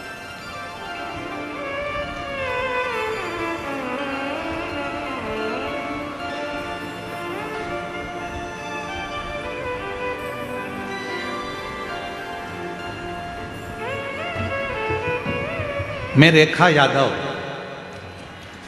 कहीं बैठी हो तो हाथ हिला सकती हैं। रेखा यादव कहीं बैठी हो तो हाथ हिलाएं। रेखा यादव। गुरुदेव, मैं रेखा यादव तीसरी बार पत्र लिख रही हूं गुरुजी। 2019 से कथा सुन रहे हैं, शिवजी पर जल चढ़ाते हैं, लेकिन हमको ये पता नहीं था कि गणेश जी कहाँ हैं, अशोक सुंदरी कहाँ हैं, कार्तिकेय जी कहाँ हैं। गुरुजी, आपने भोलेनाथ जी से हमारी पहचान करा दिया, आपको धन्यवाद। गुरुजी, आपसे एक प्रश्न है गुरुजी, आपकी शिव कथा में रोज जो बेलपत्र मिलता है वो औषधि के काम आता है, आखिरी दिन का बेलपत्र तिजोरी में रखा जाता है। गुरुदेव, हमारे पास गांव में कथा सुनते हैं, करते हैं, हम वो बेलपत्र का प्रयोग करते हैं, कर सकते हैं, क्यों नहीं? गुरुदेव, बहुत साधारण सी जिंदगी थी, पैसा की बहुत कमी थी, हर तरह से परेशान थे। तब किसी के कहने पर 2022 में रुद्राक्ष महोत्सव में सीहोर गए, और 2022 में रुद्राक्ष महोत्सव में सीहोर गए। वहाँ पर हमने बाबा से विनती करी कि बाबा ऐसी कृपा करना मेरे बेटे की सरकारी नौकरी लग जाए, और आज बाबा की कृपा से मेरे बेटे की सरकारी नौकरी लग गई। मैं बाबा को यहाँ प्रणाम करने के लिए आई हूँ।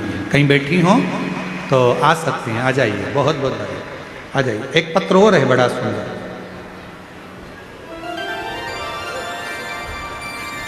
मैं मेघा वर्मा, पिता कोमल सिंह वर्मा, माता चंद्रकांति वर्मा, ग्राम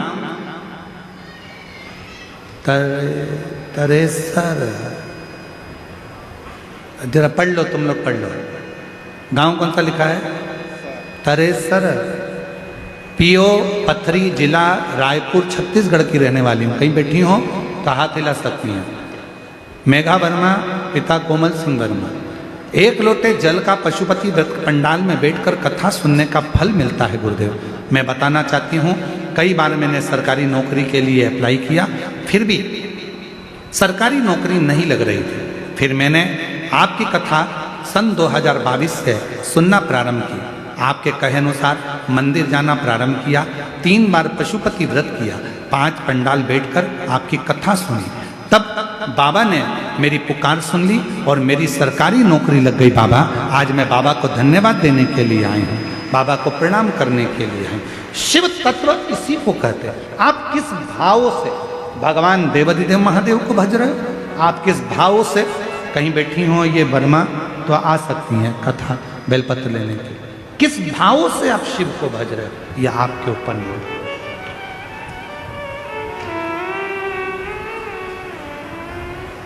बनता कोई जल्दी बनता है, बोलो बोलो जम के बोलो जरा, सारा पंडाल बोलो। कोई जल्दी बनता है, कोई लेट बनता है। शिव को जल चढ़ाने वाला एक दिन सेठ जरूर बनता है, खाली नहीं छोड़ता।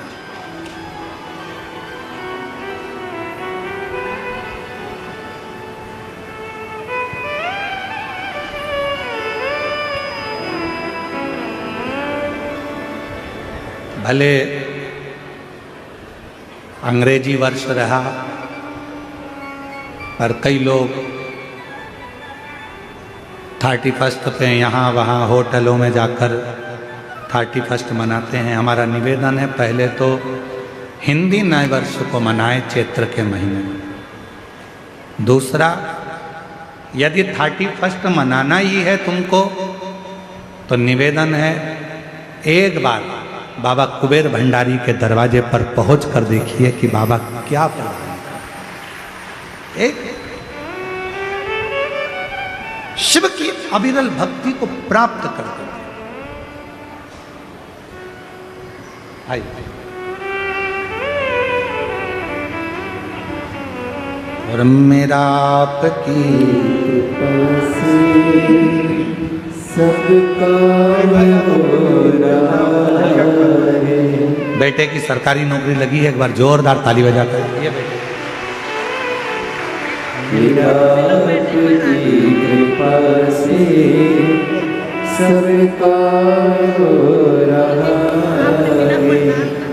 करते हो होने वाला मेरा नाम हो रहा है। खुश होकर जाओ, रोते रोते नहीं, आंसू पोछो फिर जाओ आराम से। और मेरा आपकी कृपा से सबका हो रहा है। बोले आपकी कृपा से सबका हो रहा है। वो शिव है, खाली नहीं छोड़ता, भंडार भर कर छोड़ता भंडार। इसलिए कहे महाराज, शिव की आराधना स्वयं माँ पार्वती जी भगवान देवाधिदेव महादेव से कहती हैं कि ये गरीबड़ा, शंकर भगवान कहते हैं गरीब नहीं कहना। अगर इसने प्रतिदिन, भगवान शंकर कहते हैं, शिवालय में जाना चालू कर दिया, इसने प्रतिदिन 1 लोटा जल चढ़ाना प्रारंभ कर दिया, ये गरीब नहीं रह सकता, गरीब नहीं रहे। जो शिव को भज ले, जो भगवान देवाधिदेव महादेव का स्मरण कर ले, जो मंत्र के जाप में तल्लीनता से जुड़ जाए, शिव की अविरल भक्ति को धारण कर ले, वो कैसे गरीब रह सकता, कैसे? महाराज शिव शिव है, शंकर शंकर, ओघड़दानी ओघड़दानी ओघड़। शिव महापुराण की कथा कह रहे हैं।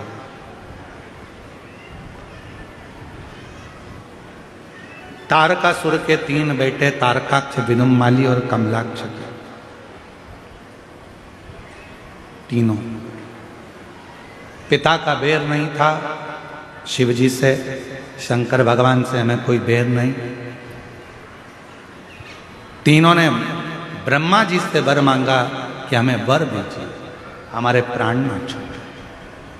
कहा नहीं, ऐसा नहीं हो सकता कि प्राण ना छूटे। मृत्यु लोक में अगर आए हो तो जाना तो पड़े, प्राण तो छूटे। पर एक बात है, अगर तुम संसार सागर में आए हो, प्राण छूटेंगे, उससे पहले कोई अच्छा कर्म कर लो तो ठीक। तारकासुर के तीनों बेटे तारकाक्ष, विदुम्माली और कमलाक्ष की ने आखिरी में वर मांग लिया कि हम तीनों के प्राण छूटे तो एक साथ छूटे, मरे तो एक साथ मरे, आप हमें वर दे दीजिए। शिव जी, भगवान ब्रह्मा जी ने वर दे दिया, तथास्तु। अब इन तीनों ने विचार कर लिया कि अपन 3 पुरी का निर्माण करो, अलग अलग महल बनाओ, अलग अलग नगर बसाओ, अलग अलग महल में अलग अलग नगर में जाकर निवास करो। तीनों कभी एक साथ एकत्रित मत होना, एक जगह पर इकट्ठे मत होना।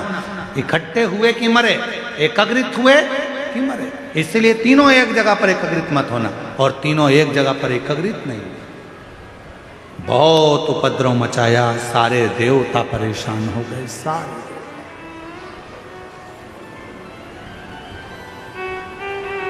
सब तब सबने भगवान देवाधिदेव महादेव से प्रार्थना करी, भगवान शंकर से विनय करी, भोले बाबा, हे ओघड़दानी, हे शंकर भगवान, कृपा करिए, दया करिए, दयालु दातार, दया कीजिए, कृपा कीजिए भोले बाबा, इन तीनों का संहार कर दीजिए। ये तीनों उपद्रव मचा रहे हैं, परेशान कर रहे हैं, बाबा कुछ कृपा करिए।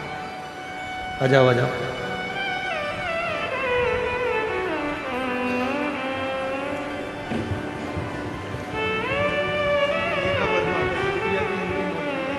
आपकी बेटी का सरकारी जॉब लगा है, एक बार जोरदार ताली बजाकर स्वागत करिए। वर्मा, ये बेटी का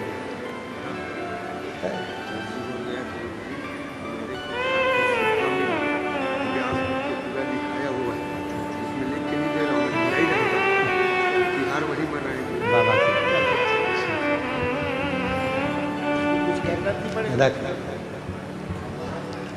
अरे लुटा दिया भंडार काशी कर दिया माला काशी,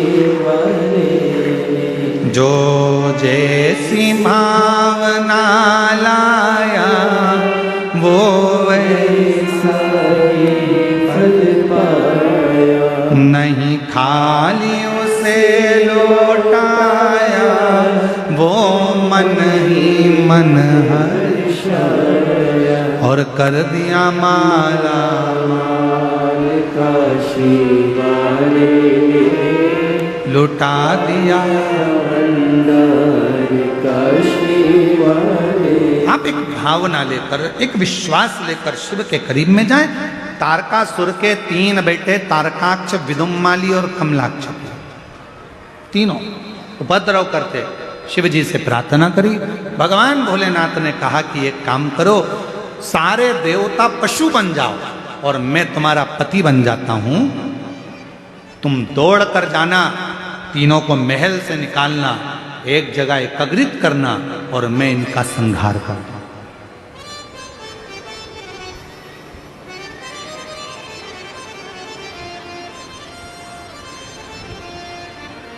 देवता पशु बन गए, भगवान उनके पति बन गए। शिव जी का नाम हो गया पशुपति नाथ। बोल पशुपतिनाथ भगवान की।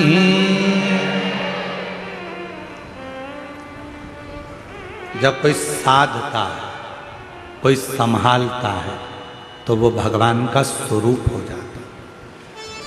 जैसे आप जब हॉस्पिटल जाते हो डॉक्टर को दिखाने के लिए,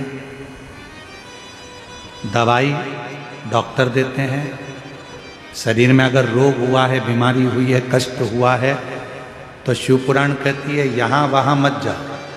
शरीर में अगर रोग आया है तो सबसे पहले अपने गांव में, नगर में, शहर में जो हॉस्पिटल हो वहाँ जाओ, डॉक्टर को दिखाओ। और डॉक्टर को विश्वास के साथ दिखाना कि मैं डॉक्टर साहब के पास जा रही हूं, मेरा शंकर भगवान मेरे को अच्छा करेगा, ये मेरा विश्वास कहता है, तो वो दवाई शरीर में असर करना प्रारंभ कर देती है। वो दवाई असर करती है।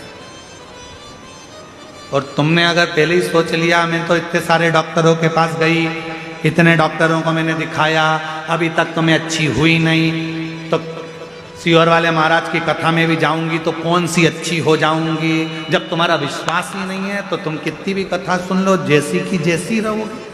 और तुमने अगर विश्वास कर लिया कि मैं इतनी दूर से कथा सुनने आई हूँ, मैं उड़ीसा से आई हूँ, मैं बंगाल से आई हूँ, मैं रायपुर से आई हूँ, मैं यहाँ से आई हूँ, मैं कथा सुनने के लिए आई हूँ, और ये मेरा विश्वास कहता है मेरे 5 पंडाल पूरे होंगे और मेरा बाबा मुझे अच्छा कर देगा, ये मेरा निर्णय है, तो बाबा करेगा। और तुमने सोच लिया है मैं तो इतने डॉक्टर को दिखाया ही, मेरे घुटने में तकलीफ थी, कमर में तकलीफ थी, मैंने इतने डॉक्टर को दिखाया, आराम ही नहीं लगता, तो अब क्या आराम लगेगा, अब तो मेरा शरीर ही ठीक नहीं। एक पत्र देखिए, बहुत अच्छा। मैं योगिता ठाकुर,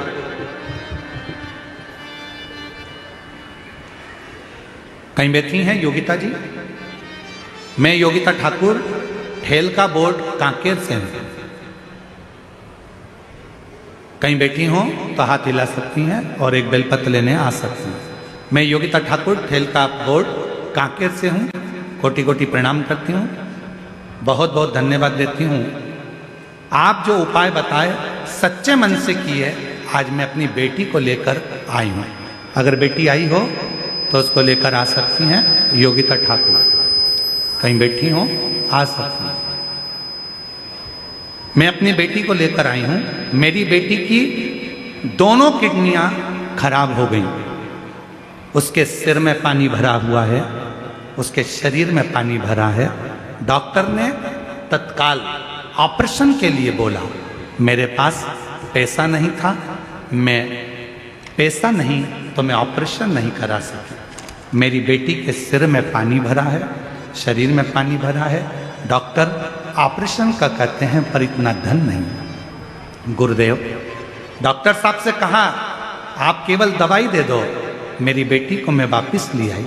गुरुजी 4 साल पहले से इलाज चल रहा है पर आराम नहीं मिला। तब किसी ने आपकी कथा के बारे में बताया। 3 साल से आपकी कथा सुन रही हूँ और 3 साल से शिवजी का चढ़ा हुआ पानी उसको दे रही हूँ। आज मेरी बेटी के लिए मैंने सीहोर की कावड़ भी भर ली, उस कावड़ का जल लाकर बेटी को दे दिया।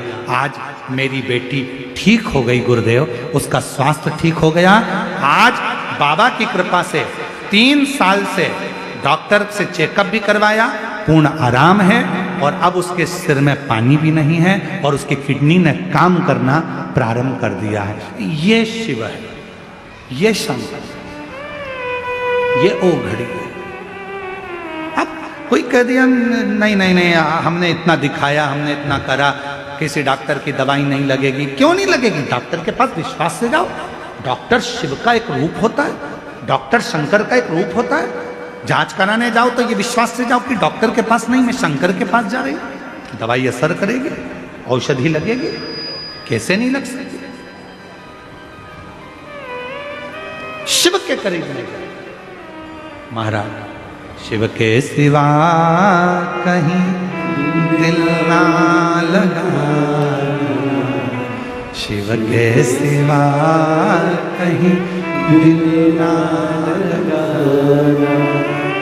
वरना पड़ेगा तुझे आंसू बहाना, वरना पड़ेगा तुझे आंसू बहाना।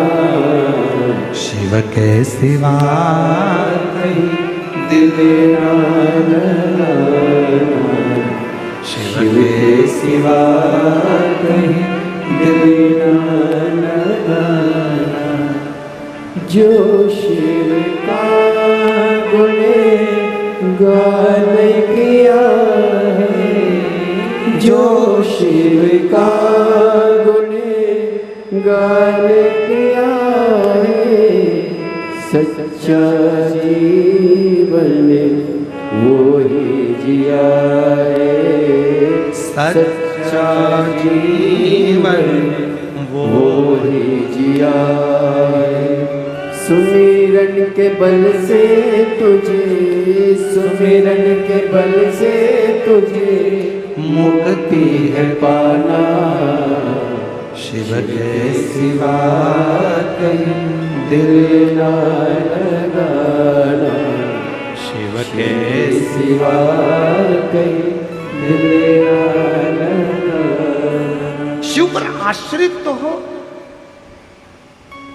अरे गुरुजी मैंने वहां दिखाया था, हमने वहां जांच कराई थी, आराम नहीं मिला। इतने बड़े बड़े डॉक्टरों को दिखा लिया, आराम नहीं मिला। हम कहते हैं अब डॉक्टर को भी दिखाओ, दवाई भी ले और एक काम करो, शंकर जी के मंदिर में जाकर एक लोटा जल चढ़ाकर पानी को झेल कर नंदी के पास बैठकर कुंदकेश्वर का नाम लेकर एक बेलपत्री और पानी पीना चालू करो। बाबा आपको स्वस्थ करना प्रारंभ करें। कुंदकेश्वर महादेव का नाम सुख देता है, बीमारी से दूर कर देता है।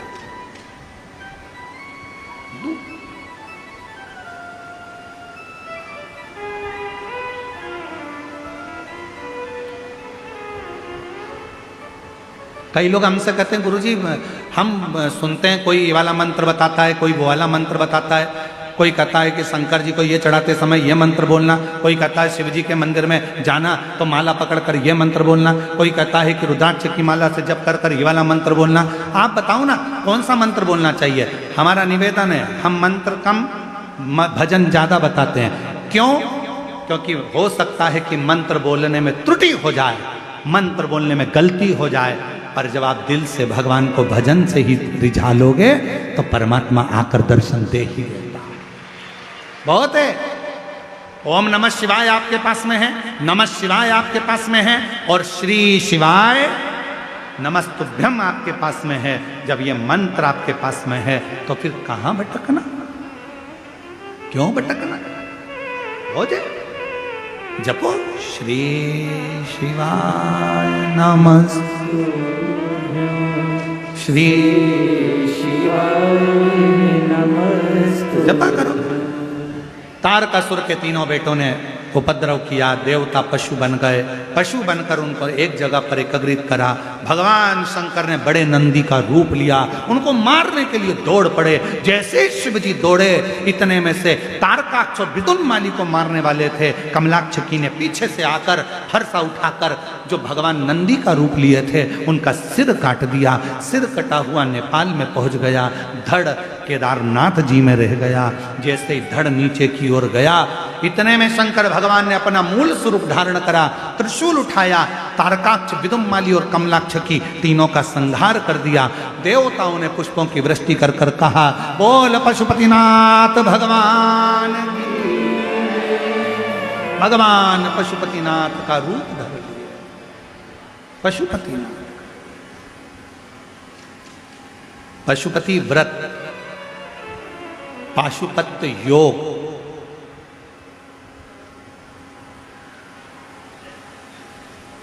और पाशुपत्य अस्त्र, ये तीन चीजें हैं। एक है पशुपत्य अस्त्र, पाशुपत्य योग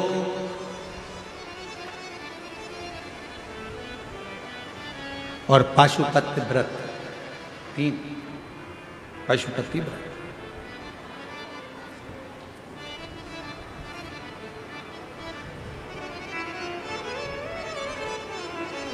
तीन क्रम है, शिवपुराण कहती है। पाशुपत्य योग नहीं कर सकते, पाशुपत्य अस्त्र प्राप्त नहीं कर सकते, तो एक काम करो कि पाशुपत्य व्रत करो। 5 सोमवार का ये व्रत होता है। कितने दिए लगाना चाहिए? 6 दिए, 6 दीपक, पूजन का सामान। सुबह पूजन की थाली लेकर मंदिर में जाओ, पूजन करो, वही थाली लेकर आ जाओ, उसको ढक कर रख दो। शाम को वही थाली वापस लेकर जाओ। वही मीठे का भोग बना लो, कुछ प्रसाद, कुछ पात्र या कटोरी या दोना या कागज लेकर जाना।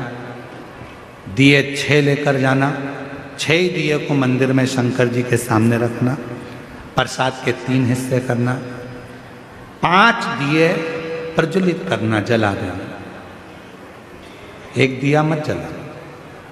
शिव जी की पूरी पूजन करना, प्रसाद का 1 हिस्सा थाली में रख लेना, 2 हिस्से मंदिर में छोड़ना। जो दिया नहीं जलाया है उसको थाली में रख लेना, बाबा की पूजन कर कर प्रार्थना कर कर कहना, बाबा आज मेरा पहला पशुपति व्रत है, स्वीकार करना। प्रति एक ही मंदिर में 5 सोमवार व्रत करो, और सोमवार के बीच में रजोधर्म आ जाए, कहीं जाना पड़ जाए, कोई ब्याह शादी आ गया, कोई फंक्शन आ गया, कोई कार्य अटक गया, नी मंदिर जा सकते, नी व्रत कर सकते, तो उस व्रत को छोड़ दो, फिर अगला करो, पर गिनती के 5 ही करो। बीच में जो छोड़ दिया जाता है उसको गिना नहीं जाता, फिर अगला व्रत गिना। 5वां व्रत जब पूरा हो, जो 6ठे नंबर का दीपक और प्रसाद लेकर आते हो, उसको घर के दरवाजे पर अंदर जाते समय अपना जो सीधा हाथ है उस साइड बैठ जाओ, घर की ओर मुख कर कर 6ठे नंबर का दिया वहाँ जला दो। प्रसाद लेकर मंदिर का जो लेके आई हो, बाबा से प्रार्थना करो, बाबा आज मेरा पहला व्रत है, स्वीकार करना बाबा। घर में पहुंचकर जब भोजन करने बैठो, उससे पहले जो प्रसाद लेकर आई हो मंदिर से 1 हिस्सा उसको खाओ। उस प्रसाद में से किसी को नहीं देना है, स्वयं को खाना। प्रसाद खाकर फिर भोजन कर लो।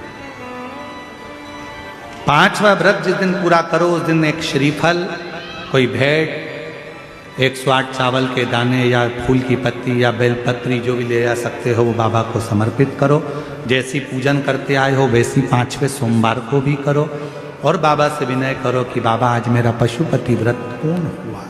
बाबा उसको स्वीकार कर, स्वीकार। पशुपति व्रत कली काल में वो व्रत है जिस व्रत को लोगों ने छुपा कर रखा था, और शिव पुराण कथा चालू हुई तो इस व्रत की प्रधानता सबको मालूम पड़ गई। जो दिल से कर लेता है, एक बार ना सुने, फिर 2-1 महीने बाद वापिस करो, फिर करो। पशुपति व्रत तो हर 6-8 महीने में एक आध बार करते रहना चाहिए, जिससे अपने घर से दुख तकलीफ कष्ट दूर होता रहे, बीमारियां दूर होती रहे, और घर में सुख समृद्धि हो। पशुपति, भगवान शिव का नाम पशुपति नाथ पड़ गया।